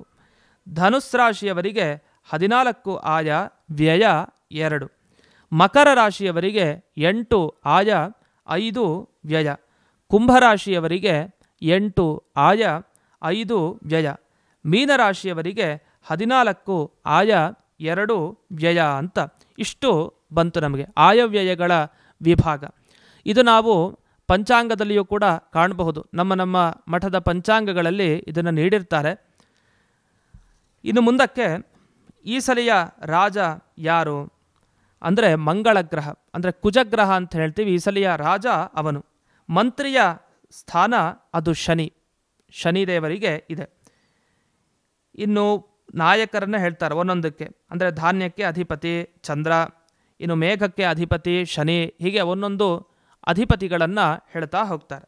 ಇದೆಲ್ಲವನ್ನು ಕೂಡ ನಾವು ಇಂದಿನ ದಿವಸ ಪಂಚಾಂಗವನ್ನು ನಾವು ಓದೋದು ನಮ್ಮ ಕರ್ತವ್ಯ. ಇನ್ನು ಕ್ರೋಧಿನಾಮ ಸಂವತ್ಸರದಲ್ಲಿ ಏನಾಗುತ್ತೆ, ಈ ಸಂವತ್ಸರದ ಫಲವನ್ನು ಹೇಳ್ತಾರೆ. ನಿಜವಾಗಿ ಮೊದಲನೇ ಮಾತನ್ನು ಕೇಳಿದರೆ ಸ್ವಲ್ಪ ಗಾಬರಿ ಆಗುತ್ತೆ ನಮಗೆ. ಆದರೆ ಹಾಗಲ್ಲ. ನಾವು ಗುರುಗಳನ್ನು ದೇವರನ್ನು ಹಿಡಿದಿದ್ದೀವಿ, ಪ್ರತಿ ದಿವಸ ಆಚರಣೆ ಮಾಡ್ತೀವಿ ಅಂದರೆ ನಮಗೇನೂ ಅಪಾಯ ಇಲ್ಲ. ಏನಾರು ಅದು ಮಾಡಲಿಲ್ಲ ಅಂದರೆ ನಾವು ಅವರ ಕ್ರೋಧಕ್ಕೆ ಗುರಿಯಾಗಬೇಕು.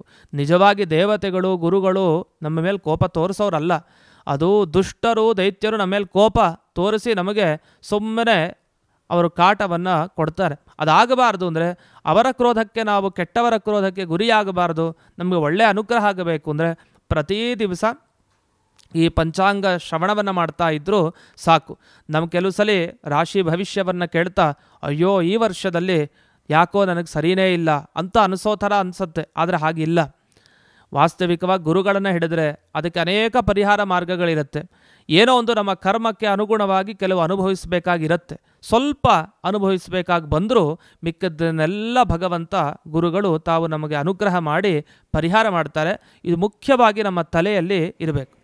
ಕ್ರೋಧಿ ಸಂವತ್ಸರದಲ್ಲಿ ಜನರಿಗೆಲ್ಲ ಜಗಳ ಆಗತ್ತಂತೆ. ಜಗತ್ತಿನಲ್ಲಿ ಬಹಳ ಮನಸ್ಸು ಚಿಂತೆಗೆ ಒಳಗಾಗತ್ತಂತೆ.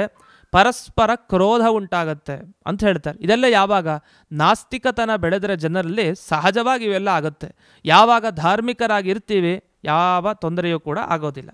ಇನ್ನು ಕುಜ ಬಂದಾಗ ಸ್ವಲ್ಪ ರಾಜರುಗಳ ಭಯ, ಚೋರರ ಭಯ ಎಲ್ಲ ಆಗುತ್ತೆ. ಆದರೆ ರಾಜ ಕುಜನಿದ್ದಾಗ ಮಳೆ ಚೆನ್ನಾಗಾಗತ್ತಂತೆ, ಉತ್ತಮವಾದ ಮಳೆ ಆಗುತ್ತೆ. ಇನ್ನು ಶನಿ ಮಂತ್ರಿ ಅವನಿದ್ದಾಗ ರೋಗ ಭಯ ಇವೆಲ್ಲ ಇರುತ್ತೆ. ಇನ್ನು ಸೇನಾಧಿಪ ಶನಿ ಅವನಿದ್ದಾಗ ಜನರಿಗೆಲ್ಲ ಸ್ವಲ್ಪ ಪಾಪಿಷ್ಠರಾಗಿ ವರ್ತನೆ ಮಾಡ್ತಾರೆ ಜನರು. ಇನ್ನು ಮತ್ತೆ ಕುಜನ ಫಲವನ್ನು ಹೇಳ್ತಾರೆ. ಇವನು ಪೂರ್ವ ಸಸ್ಯಾಧಿಪ ಅಂತ ಹೇಳ್ತಾರೆ. ಅದಿದ್ದಾಗ ಸ್ವಲ್ಪ ಧಾನ್ಯಗಳು ಏನಿದೆ ಅದು ಬೆಲೆ ಹೆಚ್ಚಾಗತ್ತೆ ಅದಕ್ಕೆ.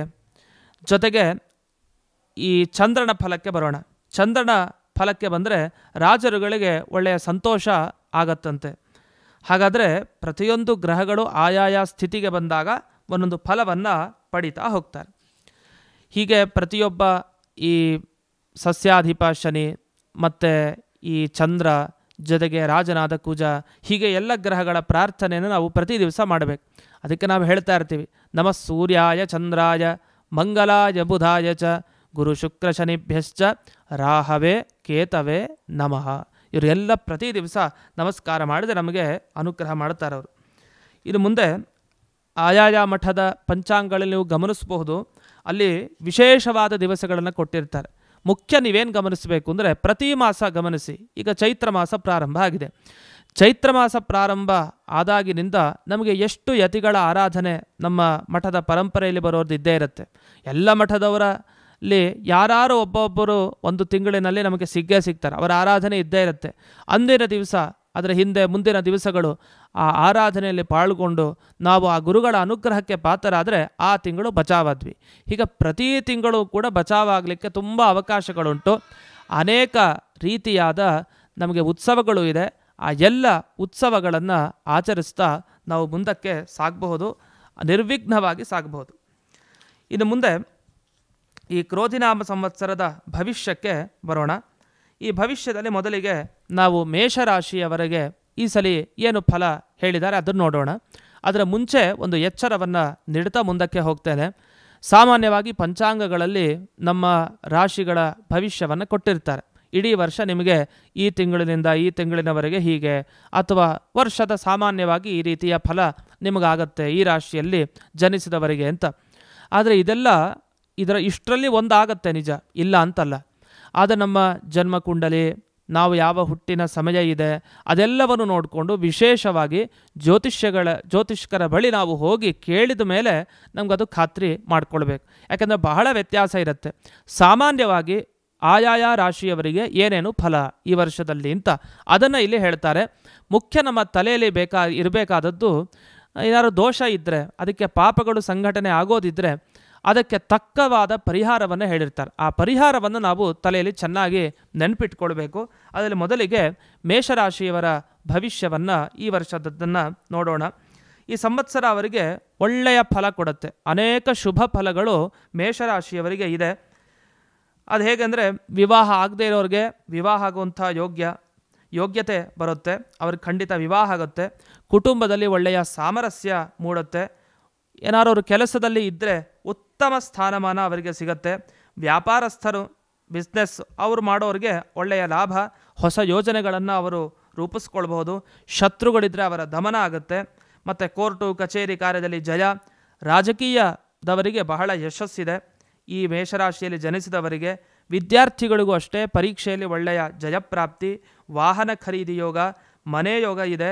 ಧಾರ್ಮಿಕ ಕ್ಷೇತ್ರಗಳ ದರ್ಶನ ಆಗಲಿಕ್ಕೆ ಸಾಧ್ಯ ಇದೆ. ಆದರೆ ಒಂದು ಸ್ವಲ್ಪ ಸಾಮಾನ್ಯವಾಗಿ ಪರಿಪೂರ್ಣತೆ ಮನುಷ್ಯರಲ್ಲಿ ಸಿಗೋದು ಬಹಳ ಕಷ್ಟ. ದೇವರು ಅದಕ್ಕೆ ಒಂದು ಇಟ್ಟಿರ್ತಾರೆ, ಅದಕ್ಕೆ ಮರಲೇಬೇಕು. ಅವನ ಬಳಿ ಸಾಗಿದ್ರೆ ಅವನ ಅನುಗ್ರಹ ಮಾಡಿ ನಮಗದನ್ನು ಸ್ವಲ್ಪ ನಮಗೆ ಕಳೀತಾನೆ. ಇವ್ರಿಗೇನೆಂದರೆ ಸ್ವಲ್ಪ ಜಠರ ಸಂಬಂಧಿ ಕಾಯಿಲೆ, ಅಂದರೆ ಹೊಟ್ಟೆಗೆ ಸಂಬಂಧಪಟ್ಟ ಕಾಯಿಲೆಗಳು ಬರಬಹುದು ಅಂತ. ಅದರಿಂದ ಎಚ್ಚರ ಇರಿ. ಏನಂದರೆ ವಾದಿರಾಜರು ಮಾಡಿದ ದುರ್ಗಾಸ್ತುತಿಯನ್ನು ಪಾರಾಯಣ ಮಾಡಿ ಅಂತ. ವಾದಿರಾಜರು ಮಾಡಿದ ದುರ್ಗಾಸ್ತೋತ್ರ ಆಗಬಹುದು, ಮತ್ತು ನಮಗೆ ಹಲವು ದುರ್ಗಾಸ್ತೋತ್ರಗಳು ಸಿಗ್ತವೆ. ಅಂತೂ ದುರ್ಗೆಯ ಆರಾಧನೆಯನ್ನು ವಿಶೇಷವಾಗಿ ಈ ಮೇಷರಾಶಿಯವರು ಮಾಡಬೇಕಾಗಿದೆ. ಇನ್ನು ವೃಷಭ ರಾಶಿಯವರಿಗೆ ಶುಭಾಶುಭ ಫಲ, ಈ ಕಡೆ ಶುಭ ಫಲ ಸಿಗತ್ತೆ, ಸ್ವಲ್ಪ ಅಶುಭ ಫಲವೂ ಕೂಡ ಸೇರ್ಕೊಂಡಿರುತ್ತೆ. ಸ್ವಲ್ಪ ಪ್ರಾರಂಭದಲ್ಲಿ ವರ್ಷದ ಮೊದಲಿಗೆ ಸ್ವಲ್ಪ ನಿರಾಸತೆಗೆ ಅವಕಾಶ ಇದೆ, ಸ್ವಲ್ಪ ಕಿರಿಕಿರಿ ಅನ್ನಿಸ್ಬೋದು.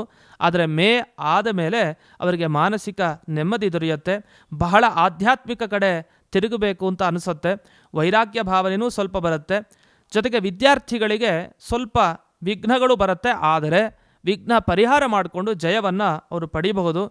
ಮತ್ತು ಮಕ್ಕಳೊಂದಿಗೆ, ಅಂದರೆ ಯಾರು ಹಿರಿಯರಿರ್ತಾರೆ ಅವರಿಗೆ ತಮ್ಮ ಮಕ್ಕಳೊಂದಿಗೆ ಭಿನ್ನಾಭಿಪ್ರಾಯ ಸ್ವಲ್ಪ ಆಚೆ ಈಚೆ ಬರಬಹುದು.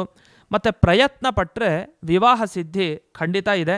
ಉದ್ಯೋಗ ಯಾರು ಮಾಡ್ತಾರೆ ಅವರಿಗೆ ಶ್ರಮಕ್ಕೆ ತಕ್ಕಂತೆ ಅನುಕೂಲತೆಯೂ ಕೂಡ ಇದೆ. ಒಳ್ಳೆಯ ದೇವತೆಯನ್ನು ಉಪಾಸನೆ ಮಾಡಿದೆ, ಕೃಷ್ಣ ಹೀಗೆಲ್ಲ ದೇವತೆಗಳನ್ನು ಉಪಾಸನೆ ಮಾಡಿದರೆ ಒಳ್ಳೆಯ ಸಂತಾನ ಪ್ರಾಪ್ತಿ ಇದೆ. ಹಾಗಾದರೆ ಸ್ವಲ್ಪ ಎಲ್ಲೋ ಅಶುಭ, ಸ್ವಲ್ಪ ಅವರ ತಾಯಿಯ ಆರೋಗ್ಯದಲ್ಲಿ ಸ್ವಲ್ಪ ತೊಂದರೆ ಬರುವಂಥ ಸಂದರ್ಭ ಇದೆ ಅಂತ. ಆದರೆ ನಾವು ವಿಶೇಷವಾಗಿ ನಮ್ಮ ಜಾತಕವನ್ನು ತೋರಿಸಿ ಪರಿಶೀಲನೆ ಮಾಡಿಕೊಳ್ಳೋದು ಮುಖ್ಯ. ಅಂತೂ ವೃಷಭ ರಾಶಿಗೆ ಎಲ್ಲೋ ಒಂದೆರಡು ಅಶುಭ ಫಲದಂತೆ ಕಂಡರೂ ವಿಶೇಷವಾದ ಶುಭ ಫಲಗಳು ಇದೆ. ಇವರೇನು ಮಾಡಬೇಕು ಅಂದರೆ ಗಣಪತಿಯ ಆರಾಧನೆಯನ್ನು ವಿಶೇಷವಾಗಿ ಮಾಡಬೇಕು. ಗಣಪತಿಯ ಆರಾಧನೆ, ವಿಘ್ನೇಶ್ವರ ಸ್ತೋತ್ರ ಸಂಧಿ ನಮಗೆ ಹರಿಕಥಾಮೃತ ಸಾರದಲ್ಲಿ ಬರುವಂಥದ್ದು ಅದು, ಮತ್ತು ಗಣಪತಿಯನ್ನು ಕುರಿತಾದ ವೇದ ಮಂತ್ರಗಳಿವೆ, ಅದನ್ನೆಲ್ಲವನ್ನು ಪಾರಾಯಣ ಮಾಡಬಹುದು. ಗಣಪತಿ ಮಂತ್ರ ಜಪ ಅದನ್ನು ಮಾಡಬಹುದು. ಇನ್ನು ಮುಂದೆ ಮಿಥುನ ರಾಶಿಯವರಿಗೆ ಬರೋಣ. ಮಿಥುನ ರಾಶಿಯವರಿಗೆ ಸ್ವಲ್ಪ ಅಧಿಕ ಅಶುಭ ಫಲ, ಸ್ವಲ್ಪ ಅಶುಭ ಫಲ ಜಾಸ್ತಿ ಅಂತ ಬರುತ್ತೆ. ಏನಂದರೆ ವಿವಾಹ ಕಾರ್ಯ ನಡೀತಾ ಇದ್ದರೆ ಸ್ವಲ್ಪ ಅಡೆತಡೆಗಳಿರುತ್ತೆ, ಮಾನಸಿಕ ಒತ್ತಡ ಇರುತ್ತೆ, ಕಿರಿಕಿರಿ ಅನಿಸುತ್ತೆ. ಆದರೆ ವಿಶ್ವಾಸ ಕಡಿಮೆ ಮಾಡ್ಕೊಳ್ಬೇಡಿ. ಧಾರ್ಮಿಕ ವಿಷಯದಲ್ಲಿ ನಿಮಗೆ ಕಡಿಮೆ ಅನ್ನಿಸ್ಬೋದು, ಯಾಕೋ ಇಷ್ಟು ಆಚರಣೆ ಮಾಡ್ತಾಯಿದ್ರು, ಯಾಕೋ ನಮಗೆ ಅಷ್ಟು ಫಲ ಸಿಗ್ತಾ ಇಲ್ಲ ಅಂತ ಭಾವಿಸಬೇಡಿ. ಖಂಡಿತ ಆ ಗುರುಗಳ ಅನುಗ್ರಹದಿಂದ ನಿಮಗೆ ಒಳ್ಳೆಯದಾಗತ್ತೆ. ಸ್ವಲ್ಪ ಶತ್ರುಗಳು ನಮ್ಮ ಮುಂದೆ ಜಯ ಸಾಧಿಸೋ ರೀತಿಯಲ್ಲಿ ಅನಿಸುತ್ತೆ, ಆದರೆ ಮೌನದಿಂದ ಇರಬೇಕು. ತಂದೆ ತಾಯಿಗಳ ಜೊತೆಗೆ ಭಿನ್ನಾಭಿಪ್ರಾಯಕ್ಕೆ ಹೋಗಬಾರ್ದು. ಇವ್ರು ಏನು ಮಾಡಬೇಕು ನಿಜವಾಗಿ ನಾವು ನೋಡಿ, ಗುರುಗಳು ಅಂತಂದರೆ ನಮಗೆ ಅನೇಕ ಗುರುಗಳು ನಮ್ಮ ಕುಲಗಳಲ್ಲಿ ಸಿಗ್ತಾರೆ. ನಮಗೀಗ ನಿತ್ಯ ನಾವು ಗುರುವಾರದಂದು ರಾಯರ ದರ್ಶನ ಮಾಡೇ ಮಾಡ್ತೀವಿ. ಆ ರಾಯರ ದರ್ಶನ ಪ್ರತಿ ದಿವಸ ಮಾಡಿ. ನಿಮಗೆ ಅನಿಸಿದ್ರೆ ಏನಾದ್ರು ತಪ್ಪಾಗಿ ನಾವು ವರ್ತನೆ ಮಾಡ್ತಾ ಇದ್ದೀವಿ, ಯಾಕೋ ನಾವು ಬೇರೆ ದಾರಿಗೆ ಹೋಗ್ತಾ ಇದ್ದೀವಿ ಅಂತ ನಮಗೆ ಅನುಭವಕ್ಕೆ ಬರುತ್ತಲ್ಲ, ಪ್ರತಿ ದಿವಸ ದರ್ಶನ ಮಾಡಲಿಕ್ಕೆ ಹೋಗಿ. ನೀವೆಲ್ಲ ಯಾವ ಸ್ಥಳದಲ್ಲಿರ್ತೀರಿ ಆ ಸ್ಥಳದ ಹತ್ತಿರ ರಾಯರ ಮಂದಿರಕ್ಕೆ, ಅಥವಾ ಇನ್ನೂ ಗುರುಗಳು ಯಾರ್ಯಾರಿದ್ದಾರೆ ನಮ್ಮ ಕುಲಗುರುಗಳು ಅವರ ಮಂದಿರಕ್ಕೆ ಹೋಗಿ ದರ್ಶನ ಮಾಡಿ. ಈ ರೀತಿ ಗುರುಗಳ ಅನುಗ್ರಹ ಆಗೋದು ಮುಖ್ಯ. ಇನ್ನು 4ನೆಯ ರಾಶಿ ಕಟಕ ರಾಶಿ. ಈ ಕಟಕ ರಾಶಿಯವರಿಗೆ ಈ ಸಲ ಮಿಶ್ರ ಫಲ ಇದೆ. ಮೊದಲನೇಗೆ ಅಂದರೆ ಸಂವತ್ಸರದ ಪ್ರಾರಂಭದಲ್ಲಿ ಸ್ವಲ್ಪ ಶ್ರಮ ಹೆಚ್ಚು, ಆದರೆ ಆದಾಯ ಸ್ವಲ್ಪ ಕಡಿಮೆ ಆಗುತ್ತೆ. ಏನೋ ಮನಸ್ಸು ಮಂಕು ಕವಿದೋ ರೀತಿಯಲ್ಲಿ ಇರುತ್ತೆ. ಸ್ವಲ್ಪ ತಾಯಿಯ ಆರೋಗ್ಯದಲ್ಲಿ ಸ್ವಲ್ಪ ಏರುಪೇರು ಅಂತ. ಆದರೆ ಸಂತಾನ ಭಾಗ್ಯ ಇದೆ. ಜೊತೆಗೆ ವಿವಾಹ ಏನಾದ್ರು ಪ್ರಸ್ತಾವ ಇದ್ದರೆ ಅದರ ಹೊಂದಾವಣಿಕೆ ಆಗುತ್ತೆ. ಜೊತೆಗೆ ಅಧಿಕ ಖರ್ಚು ಆದರೆ ಮನೆಯ ಅಲಂಕಾರ ಮತ್ತು ವಸ್ತು ಖರೀದಿಯ ವೈಭವ ಮತ್ತು ಸ್ವಲ್ಪ ಜೀವನ ಒಳ್ಳೆಯ ಪರಿಪೋಷಣೆಗಾಗಿ ಸ್ವಲ್ಪ ಖರ್ಚು ಮಾಡೋದಿರುತ್ತೆ. ಮತ್ತು ಧರ್ಮದ ವಿಷಯದಲ್ಲಿ ಸ್ವಲ್ಪ ವಿಶ್ವಾಸ ಕಡಿಮೆ ಆಗೋ ಸಂದರ್ಭ ಇದೆ. ಆದರೆ ವಿದ್ಯಾರ್ಥಿಗಳಿಗೆ ಮಾತ್ರ ಒಳ್ಳೆಯ ಅನುಕೂಲತೆ ಇದೆ. ಇವರೇನು ಮಾಡಬೇಕು? ವಾಯುಸ್ತುತಿ ಪಾರಾಯಣ. ವಾಯುಸ್ತುತಿ ಪಾರಾಯಣ ಮಾಡ್ತಾ ಇದ್ದರೆ ಅದು ನಿತ್ಯ ಪಠಣ, ಪ್ರತಿ ದಿವಸ ಓದಬೇಕು. ಪ್ರತಿ ದಿವಸ ಪಾರಾಯಣ ಮಾಡಿದರೆ ಇದೆಲ್ಲ ಅಡಚಣೆಗಳಿಂದ ಅವರಿಗೆ ಪರಿಹಾರ ಸಿಗುತ್ತೆ. ನಾವೆಲ್ಲ ಪ್ರತಿ ದಿವಸ ಈ ಎಲ್ಲ ಸ್ತೋತ್ರಗಳನ್ನು ಹೇಳ್ತಾ ಇರ್ತೀವಿ. ದುರ್ಗಾ ಸ್ತೋತ್ರ ಹೇಳ್ತಾ ಇರ್ತೀವಿ, ಗಣಪತಿಯ ಆರಾಧನೆ ಮಾಡ್ತೀವಿ, ಹರಿವಾಯುಸ್ತುತಿಯನ್ನು ಹೇಳ್ತೀವಿ, ಜೊತೆಗೆ ರಾಯರ ಸ್ತೋತ್ರ ಹೇಳ್ತೀವಿ. ಇನ್ನೊಂದು ಇದೆಲ್ಲ ಹೇಳೋದ್ರ ಜೊತೆಗೆ ನಮ್ಮ ಕುಲಗುರುಗಳು, ಪ್ರತಿಯೊಬ್ಬ ಕುಲಗುರುಗಳಿರ್ತಾರೆ, ಆಯಾಯ ಮಠಕ್ಕೆ ವಿಶೇಷವಾಗಿ ಸಂಬಂಧಪಟ್ಟವರು, ಅವರನ್ನು ಬಿಡೋ ಹಾಗಿಲ್ಲ. ಇನ್ನು ವಿಶೇಷವಾಗಿ ಅವರ ಆರಾಧನೆ ಮಾಡಿದರೆ ನಮ್ಮ ಗುರು ಪರಂಪರೆ ಅಂತ ಏನಿದೆ, ನಾವು ಅಸ್ಮದಾಚಾರ್ಯ ಪರ್ಯಂತಾಂ ಒಂದೇ ಗುರು ಪರಂಪರಾಂ, ಆಚಾರ್ಯರಿಂದ ಪ್ರಾರಂಭಿಸಿ ಮಧ್ಯಕ್ಕೆ ಆಮೇಲೆ ಜಯತೀರ್ಥರು, ಜೊತೆಗೆ ನಮ್ಮ ಸಾಕ್ಷಾತ್ ಗುರುಗಳು ಇವರೆಲ್ಲರೂ ನಮಗೆ ಅನುಗ್ರಹ ಮಾಡಲಿ ಅಂತ ಆ ಪಂಚಾಂಗಗಳಲ್ಲಿ ನಮಗೆ ಆ ಎಲ್ಲ ಗುರುಗಳ ಸ್ತೋತ್ರಗಳನ್ನು ಕೊಟ್ಟಿರ್ತಾರೆ. ಒಂದೇ ಶ್ಲೋಕ, ಆ ಶ್ಲೋಕವನ್ನು ಪ್ರತಿ ದಿವಸ ನಾವು ಕಲಿಬೇಕಾದದ್ದು ನಮ್ಮ ಕರ್ತವ್ಯ. ಕೆಲವು ಪೀಠಾಧಿಪತಿಗಳು ಅಂದರೆ 54, 53 ಹೀಗೆ ಆ ಪೀಠಾಧಿಪತಿಗಳ ಒಂದೊಂದು ಶ್ಲೋಕ ಇರುತ್ತೆ. ಅದನ್ನೆಲ್ಲ ಪಾರಾಯಣ ಮಾಡ್ತಾ ಇದ್ದರೆ ಅವರೇ ನಮ್ಮನ್ನು ನೋಡ್ಕೊಳ್ತಾರೆ. ಇನ್ನು ಸಿಂಹರಾಶಿಯವರ ಭವಿಷ್ಯ. ಸಿಂಹರಾಶಿಯವರಿಗೆ ಅನೇಕ ಮಿಶ್ರ ಫಲ, ತುಂಬ ಉತ್ತಮ ಅಂತಲ್ಲ, ತುಂಬ ಅಧಮ ಅಂತನೂ ಅಲ್ಲ, ಮಧ್ಯಮ ಫಲ. ವರ್ಷಾರಂಭದಲ್ಲಿ ಇವರಿಗೆ ಭಾಗ್ಯದಲ್ಲಿ ಒಳ್ಳೆಯ ಅನುಕೂಲತೆ ಇದೆ. ಜೊತೆಗೆ ಉದ್ಯೋಗ ಸ್ಥಳ ಏನಿದೆ ಆ ಉದ್ಯೋಗ ಸ್ಥಳ ಚೆನ್ನಾಗಿ ಕೆಲಸ ಸಿಗುವಂಥ ಅವಕಾಶ ಇದೆ ಇವರಿಗೆ ಹೊಸದಾಗಿ. ಆದರೆ ಸ್ವಲ್ಪ ಒತ್ತಡ ಇರುತ್ತೆ, ಭಿನ್ನಾಭಿಪ್ರಾಯ ಸಹೋದ್ಯೋಗಿಗಳೊಂದಿಗೆ ಇರುತ್ತೆ. ವಿವಾಹ ಆಗೋದ್ರೆ ಸ್ವಲ್ಪ ವಿಘ್ನ ಬರಲಿಕ್ಕೆ ಅವಕಾಶ ಇದೆ. ಪತಿ ಪತ್ನಿಯರಿಗೆ ವಿವಾದ ಕಂಡು ಬರುತ್ತೆ. ಕೆಲವುದೇನೆಂದರೆ ವಾಮಾಚಾರ ಪ್ರಯೋಗ ಆಗುತ್ತೆ ಅಂತ ಹೇಳೋದಿದೆ. ನಿಜವಾಗಿ ದೃಷ್ಟಿದೋಷನೂ ಆಗುತ್ತೆ. ಆ ದೃಷ್ಟಿದೋಷದಿಂದ ಕೆಲವು ಸರಿ ಆರೋಗ್ಯದಲ್ಲಿ ಏರುಪೇರಾಗುತ್ತೆ. ತೀರ ವಾಮಾಚಾರ ಅಂದ್ಕೊಳ್ಳೆ ಏನೋ ತುಂಬ ತೊಂದರೆ ಆಗಿಬಿಡುತ್ತೆ ಅಂತ ಅಲ್ಲ. ನೀವು ಪ್ರತಿನಿತ್ಯ ಗುರುಗಳನ್ನು ಹಿಡಿದ್ರೆ ನಮಗೆ ಆ ದೃಷ್ಟಿದೋಷ ಆಗಲಿ ಈ ಥರ ಪ್ರಯೋಗಗಳು ಮಾಡಿದ್ದಾಗಲಿ ನಮ್ಮ ಆರೋಗ್ಯದಲ್ಲಿ ಏನು ತೊಂದರೆ ಬರುತ್ತೆ ಅದೆಲ್ಲ ಪರಿಹಾರ ಆಗುತ್ತೆ. ಇನ್ನು ಆಸ್ಪತ್ರೆಗೋಸ್ಕರ ಸ್ವಲ್ಪ ಹೆಚ್ಚಿನ ಧನ ಖರ್ಚಾಗುತ್ತೆ. ಇನ್ನು ವಿದ್ಯಾರ್ಥಿಗಳಿಗೆ ಪ್ರಯತ್ನ ಪಟ್ಟರೆ ಅವರಿಗೆ ಸ್ವಲ್ಪ ಲಾಭ ಆಗುತ್ತೆ. ಆದರೆ ಆರೋಗ್ಯದ ಬಗ್ಗೆ ಸ್ವಲ್ಪ ಗಮನ ಕೊಡಬೇಕಾಗುತ್ತೆ ಅಂತ. ಇವರು ದುರ್ಗಾ ಸುಳಾದಿಯನ್ನು ಪಾರಾಯಣ ಮಾಡೋದು, ದುರ್ಗಾ ಸ್ತೋತ್ರವನ್ನು ಪಾರಾಯಣ ಮಾಡೋದು ಬಹಳ ವಿಶೇಷ. ನಮಗೆ ಮಹಾಭಾರತದಲ್ಲಿ ಯುಧಿಷ್ಠಿರ ತಾನು ಸ್ತೋತ್ರ ಮಾಡ್ತಾನೆ ದುರ್ಗಾದೇವಿಯ ಸ್ತೋತ್ರವನ್ನು. ಯಾಕೆಂದರೆ ಅಜ್ಞಾತವಾಸಕ್ಕೆ ಹೋಗಬೇಕಾಗಿರುತ್ತೆ, ಅಲ್ಲಿ ಕಳಿಬೇಕು ಅಜ್ಞಾತವಾಸ ಕಾಲದಲ್ಲಿ. ಆಗ ವಿಶೇಷವಾದ ದುರ್ಗಾ ಸ್ತೋತ್ರ ಮಹಾಭಾರತದಲ್ಲಿ ಸಿಗುತ್ತೆ. ಅನೇಕ ದಾಸರುಗಳು ನಮಗೆ ಸುಳಾದಿಗಳ ನಿರ್ಮಾಣ ಮಾಡಿಕೊಟ್ಟಿದ್ದಾರೆ. ಅಂಥ ಸುಳಾದಿಗಳ ಪಾರಾಯಣ ಮಾಡಿದರೆ ನಮಗೆ ವಿಶೇಷವಾದ ಫಲ ಖಂಡಿತ ದೊರೆಯುತ್ತೆ. ಇನ್ನು 6ನೆಯ ರಾಶಿ ಕನ್ಯಾ ರಾಶಿ. ಕನ್ಯಾ ರಾಶಿಗೆ ಬಂದಾಗ ಒಳ್ಳೆಯ ಶುಭ ಫಲಗಳು ಈ ಕನ್ಯಾ ರಾಶಿಯವ್ರಿಗೆ ಈ ಸಲ ಇದೆ. ಆದರೆ ಉತ್ಸಾಹ ಇರಲ್ಲ ಇವ್ರಿಗಷ್ಟೇ. ಆದರೆ ಆಮೇಲೆ ವಿವಾಹ, ಉಪನಯನ, ಶುಭ ಸಂದರ್ಭಗಳು ನೆರವೇರುತ್ತೆ. ಬಹಳ ಉನ್ನತಿ ಈ ಕನ್ಯಾ ರಾಶಿಯವರಿಗೆ ಈ ಸಲ ಇದೆ. ಮಕ್ಕಳಿಂದ ಸಂತೋಷ, ಬಂಧುಗಳಿಂದ ಸಹಕಾರ, ಶತ್ರುಗಳ ನಿಗ್ರಹ ಮತ್ತು ಕೋರ್ಟು ಕಚೇರಿದೆಲ್ಲ ಅವರಿಗೆ ಒಳ್ಳೆಯ ಭಾಗ್ಯ ಇದೆ, ಅಂದರೆ ಗೆಲ್ತಾರೆ. ಮತ್ತು ಕಂಕಣ ಭಾಗ್ಯ ಈ ಸಲ ಕನ್ಯಾ ರಾಶಿಯವರಿಗೆ ಕೂಡುವಂತಹ ಎಲ್ಲ ಲಕ್ಷಣಗಳು ಕೂಡ ಇದೆ. ವಿದ್ಯಾರ್ಥಿಗಳಿಗೆ ಸ್ವಲ್ಪ ಪ್ರಯತ್ನ ಪಟ್ಟರೂ ಸಾಕು, ಉತ್ತಮ ಯಶಸ್ಸಿದೆ. ನಿಜವಾಗಿ ವಿದ್ಯಾರ್ಥಿಗಳು ಯಾವಾಗಲೂ ಉತ್ತಮ ಪ್ರಯತ್ನ ಪಡಲೇಬೇಕು. ಆದರೂ ಕೆಲವು ಸಲ ನಾವು ಪ್ರಯತ್ನ ಪಟ್ಟಷ್ಟು ನಮಗೆ ಫಲ ಸಿಗಲ್ಲ ಅಂತಿರುತ್ತೆ. ಕೆಲವು ಸಲ ಸ್ವಲ್ಪ ಮಾಡಿದರೂ ಫಲ ಜಾಸ್ತಿ ಸಿಗುತ್ತೆ, ಅದು ಇವ್ರಿಗೆ ಸಿಗುತ್ತೆ. ಇನ್ನು ಪತಿ ಪತ್ನಿಯರಲ್ಲಿ ಪ್ರೇಮ ಕಲಹ ಆಗುತ್ತೆ ಅಷ್ಟೇ. ಅದು ಪ್ರೇಮ ಕಲಹ, ನಿಜವಾಗಿ ಜೋರಾಗಿ ಜಗಳ ಅಂತಲ್ಲ, ಪ್ರೀತಿಯಿಂದ ಏನು ಜಗಳ ಆಗುತ್ತೆ ಅದು ಆಗುವಂಥ ಸಂಭವ ಇದೆ. ಎಚ್ಚರ ಇರಲಿ ಅಂತ ಈ ರೀತಿ ಕನ್ಯಾ ರಾಶಿಯವರಿಗೆ ಹೇಳಿದ್ದಾರೆ.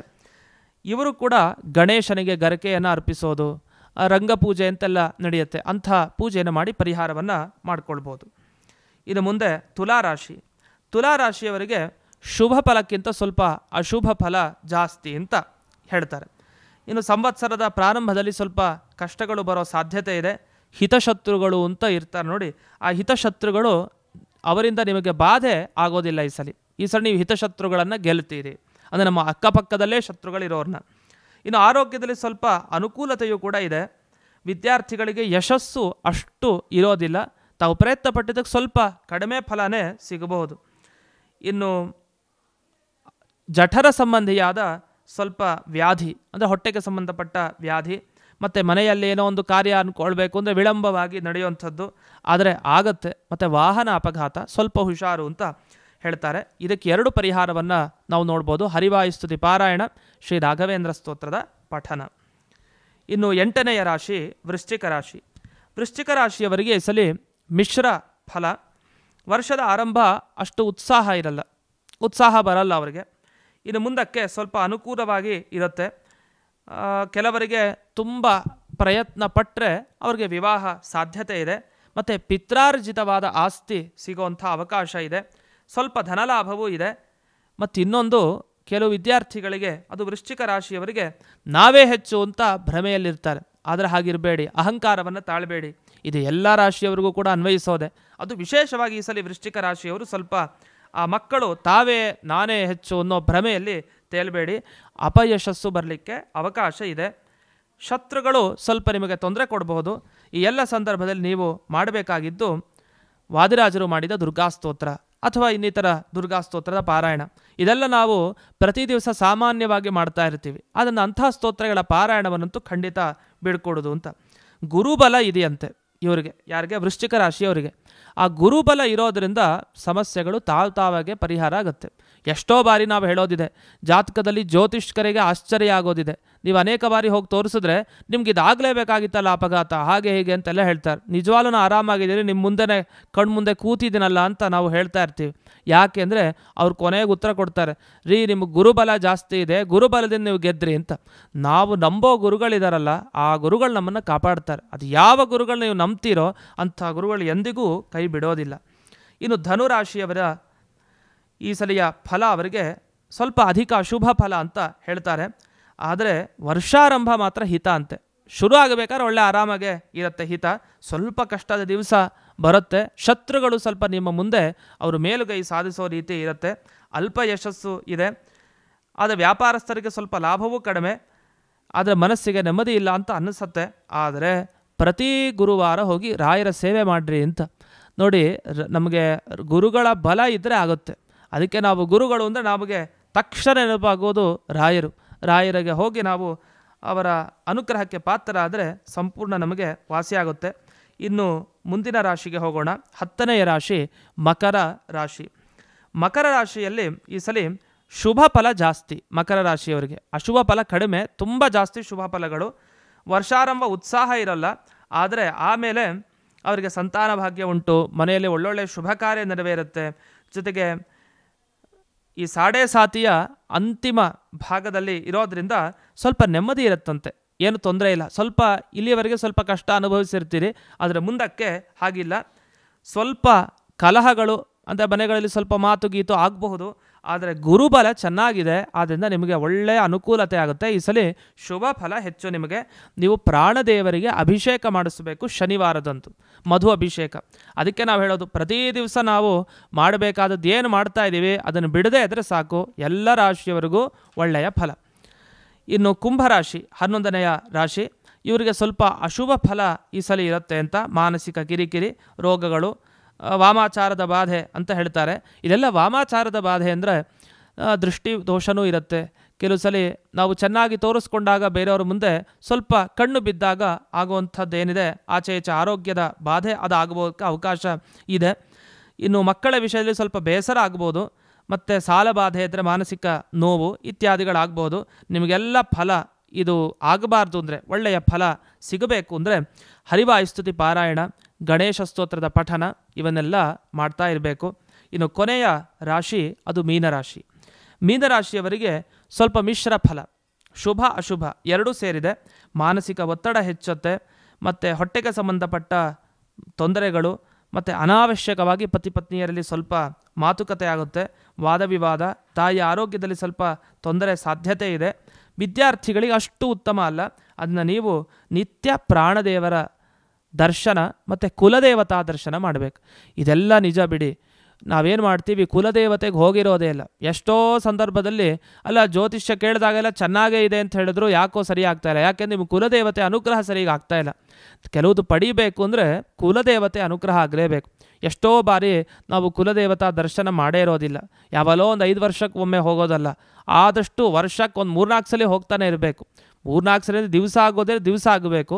ಅದಾಗದೇ ಇದ್ದರೂ ವರ್ಷಕ್ಕೊಂದು 4-5 ಸಲ ಹೋಗಿ ಆ ಕುಲದೇವತಾ ದರ್ಶನ ಮಾಡಿ ಅನುಗ್ರಹವನ್ನು ಪಡ್ಕೊಂಡು ಬರಬೇಕು. ಇದು ನಮ್ಮ ಕರ್ತವ್ಯ. ಅಂತಹ ಕುಲದೇವತಾ ದರ್ಶನ ಮಾಡಿದರೆ ವಿಶೇಷವಾದಂತಹ ಫಲಗಳು ಖಂಡಿತ ಸಿಗುತ್ತೆ. ಇದಾಗಿ ನಮಗೆ ಈ ಸಲ ಏಕಾದಶಿ ವಿಚಾರದ ಬಗ್ಗೆನೂ ಕೂಡ ಕೊಟ್ಟಿರ್ತಾರೆ ಪಂಚಾಂಗಗಳಲ್ಲಿ. ಆಯಾಯ ಪಂಚಾಂಗಗಳಲ್ಲಿ ಈ ಸಲ ನಮಗೆ 2 ಏಕಾದಶಿ ಬಂದಿರೋ ಸಂದರ್ಭಗಳನ್ನು ಉಲ್ಲೇಖ ಮಾಡಿರ್ತಾರೆ. ಅದನ್ನು ಕೂಡ ಆ ಸಂದರ್ಭದಲ್ಲಿ ನೋಡಿಕೊಂಡು ಗಮನಿಸ್ರಿ.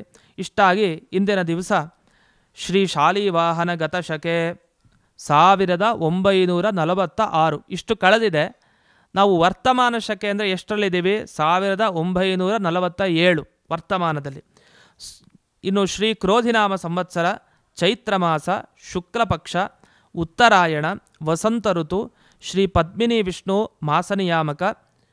ಇವತ್ತಿನ ದಿವಸ ಮಂಗಳವಾರ ಪ್ರತಿಪತ್ತು. ಮಂಗಳ ನಮಗೆ ನಿಜವಾಗಿ ಮಂಗಳವಾರದಲ್ಲಿ ಆರಂಭ ಆಗಿದೆ. ಅದು ಕುಜನ ವಾರ. ಬಹಳ ಮಂಗಳ ನಿಜವಾಗಿ. ಮಂಗಳ ಯಾವತ್ತೂ ಅಮಂಗಳ ಅಲ್ಲ, ಎಷ್ಟೋ ಜನ ಹಾಗೆ ಭಾವಿಸೋದಿದೆ. ಅದು ನಿಜವಾಗಿ ಮಂಗಳಕರವಾದ ವಾರ. ಇನ್ನು ಪ್ರತಿಪತ್ತು ತಿಥಿ, ರೇವತಿ ನಕ್ಷತ್ರ, ವೈಧೃತಿ ಯೋಗ, ಕಿಂಸ್ತುಘ್ನ ಕರಣ, ರವಿ ಉದಯ 6:24. ಇನ್ನು ಚಾಂದ್ರ ಯುಗಾದಿ, ಶ್ರೀ ಕ್ರೋಧಿ ಸಂವತ್ಸರ ಆರಂಭ ಅಂತ ಇಷ್ಟು ಇದರ ವಿವರಣೆ. ಕುಜನ ಅನುಗ್ರಹ ಇದ್ದರೆ ತುಂಬ ಮೇಲಕ್ಕೆ ಹೋಗ್ತಾರೆ ವ್ಯಕ್ತಿ. ಅಷ್ಟು ಉತ್ತಮವಾದ ಫಲ ಆ ಕುಜಗ್ರಹ ನೀಡುತ್ತೆ.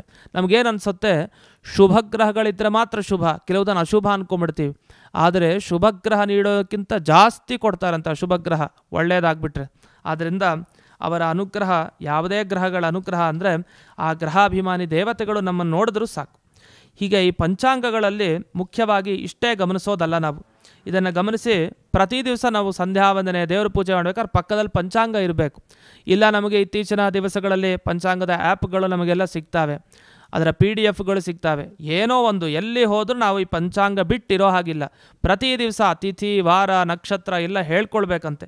ಅಷ್ಟು ಹೇಳೋದಕ್ಕೆ ನಾವು ನಾವು ಪಂಚಾಂಗ ಪಠನ ಮಾಡಿದರೆ ಅದಕ್ಕೊಂದು ಉತ್ತಮವಾದ ಫಲ ಖಂಡಿತ ದೊರೆಯುತ್ತೆ.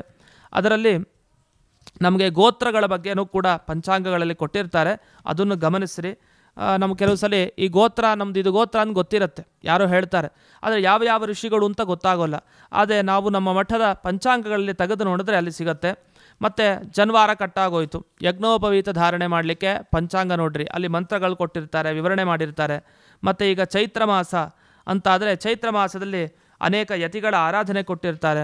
ಮತ್ತು ನಮಗೆ ವಿಶೇಷವಾಗಿ ರಾಮನವಮಿ ಇತ್ಯಾದಿಗಳ ಆಚರಣೆಯ ಸಂದರ್ಭವೂ ಕೂಡ ಇದೆ, ಅದನ್ನೆಲ್ಲ ಗಮನಿಸಬೇಕು. ಮುಖ್ಯ ಈ ಚೈತ್ರ ಮಾಸದ ಮೊದಲನೇ ದಿವಸ ಬೆಳಗ್ಗೆ ಎದ್ದು ಕೂಡಲೇ ಯಾವ ದೇವರನ್ನು ಸ್ಮರಣೆ ಮಾಡಬೇಕು?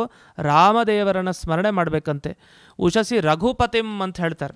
ಆ ಉಷಕ್ಕಾಲ ಅದು ಕೂಡ ಬೆಳಗಿನ ಜಾವ ಬೇಗ ಎದ್ದು ನಾವು ರಾಮದೇವರ ಸ್ಮರಣೆಯನ್ನು ಮಾಡುವಂಥ ಕೆಲಸವನ್ನು ಮಾಡಬೇಕು.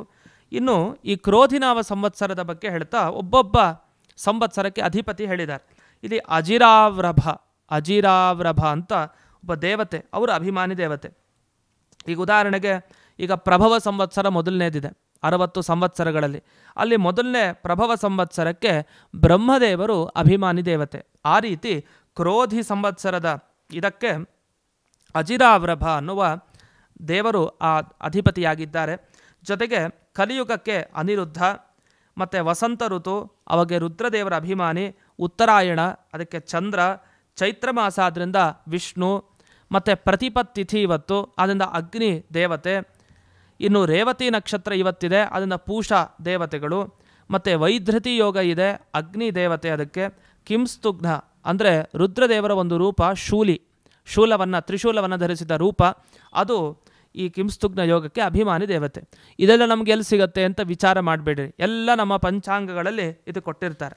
ಇನ್ನು ಅದೇ ರೀತಿ ಶುಭ ಶಕುನಗಳು, ಅಪಶಕುನಗಳು ಎಲ್ಲ ಇರುತ್ತೆ. ನಾವು ಅಂದ್ಕೊಳ್ತೀವಿ ಈ ಪ್ರಾಣಿ ಈ ಕಡೆ ಹೋದರೆ ಆ ಕಡೆ ಹೋದರೆ ಹೇಗೆ ಎತ್ತ ಅಂತ, ಅದೆಲ್ಲ ನಮಗೆ ಪಂಚಾಂಗಗಳಲ್ಲಿ ಸಿಗ್ತವೆ. ಅದನ್ನು ಗಮನಿಸಬೇಕು ನಾವು.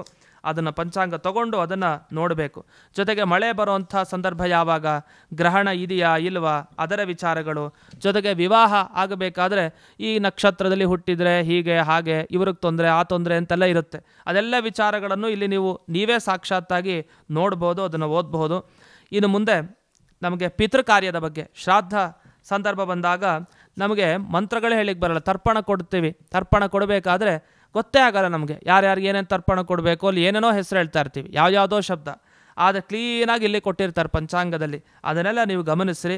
ಇನ್ನು ವಿಶೇಷವಾಗಿ ಕೊನೆಯದಾಗಿ ಈ ಗುರುಪರಂಪರಾ ಸ್ತೋತ್ರ, ಆ ಗುರುಪರಂಪರಾ ಸ್ತೋತ್ರವನ್ನು ಪ್ರತಿ ಪಂಚಾಂಗಗಳಲ್ಲೂ ಕೊಟ್ಟಿರ್ತಾರೆ.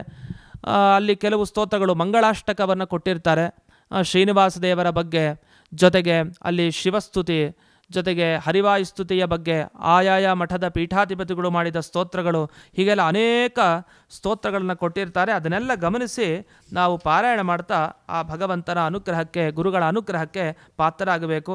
ಜೊತೆಗೆ ಅಷ್ಟೇ ಅಲ್ಲ, ಪಂಚಾಂಗದಲ್ಲಿ ಅನೇಕ ಕಡೆ ಧಾರ್ಮಿಕ ಸಂಸ್ಥೆಗಳು ಎಲ್ಲೆಲ್ಲಿದೆ ಅದರೆಲ್ಲ ಉಲ್ಲೇಖ, ಫೋನ್ ನಂಬರ್ಗಳು, ಅದರ ವಿವರಗಳು, ಮತ್ತು ವಿದ್ಯಾಪೀಠಗಳ ವಿವರಗಳಿರುತ್ತೆ. ಮಕ್ಕಳನ್ನು ಹೊಸದಾದವರು ಸೇರಿಸುವಂಥವರು ಧಾರ್ಮಿಕ ಗುರುಗಳಿಗೆ ಸೇರಿಸ್ಬೋದು, ಗುರುಕುಲಗಳಿಗೆ. ಅದೆಲ್ಲ ಅದರ ವಿವರಣೆ, ಅದರ ಸೌಲಭ್ಯ, ಅದರ ಕಾಂಟ್ಯಾಕ್ಟ್ ನಂಬರ್ ಎಲ್ಲವೂ ಇರುತ್ತೆ.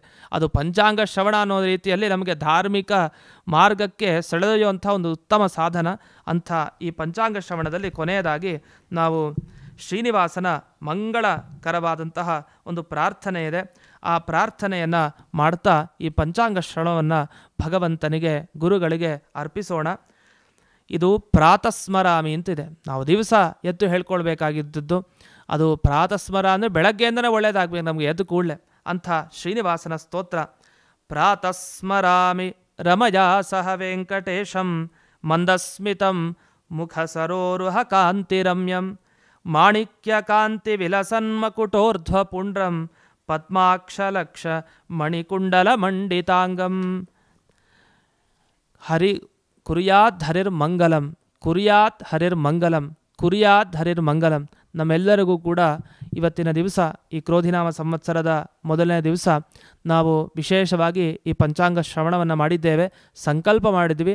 ಅದರ ಕೃಷ್ಣಾರ್ಪಣವನ್ನು ಭಾರತೀಯರವಣ ಮುಖ್ಯ ಪ್ರಾಣಾಂತರ್ಗತ ನಮ್ಮ ಕುಲದೇವತೆಗೆ ಅರ್ಪಣೆಯನ್ನು ಮಾಡುತ್ತಾ ಇಂತಹ ಉತ್ತಮವಾದ ಪಂಚಾಂಗ ಶ್ರವಣವನ್ನು ನಾವೇನು ಮಾಡಿದ್ದೇವೆ, ಇದರಿಂದ ಆ ಗುರುಗಳು ಜೊತೆಗೆ ಆ ಭಗವಂತ ಸುಪ್ರೀತನಾಗಲಿ, ನಮ್ಮೆಲ್ಲರಿಗೂ ಕೂಡ ವಿಶೇಷವಾಗಿ ಅನುಗ್ರಹ ಮಾಡಲಿ.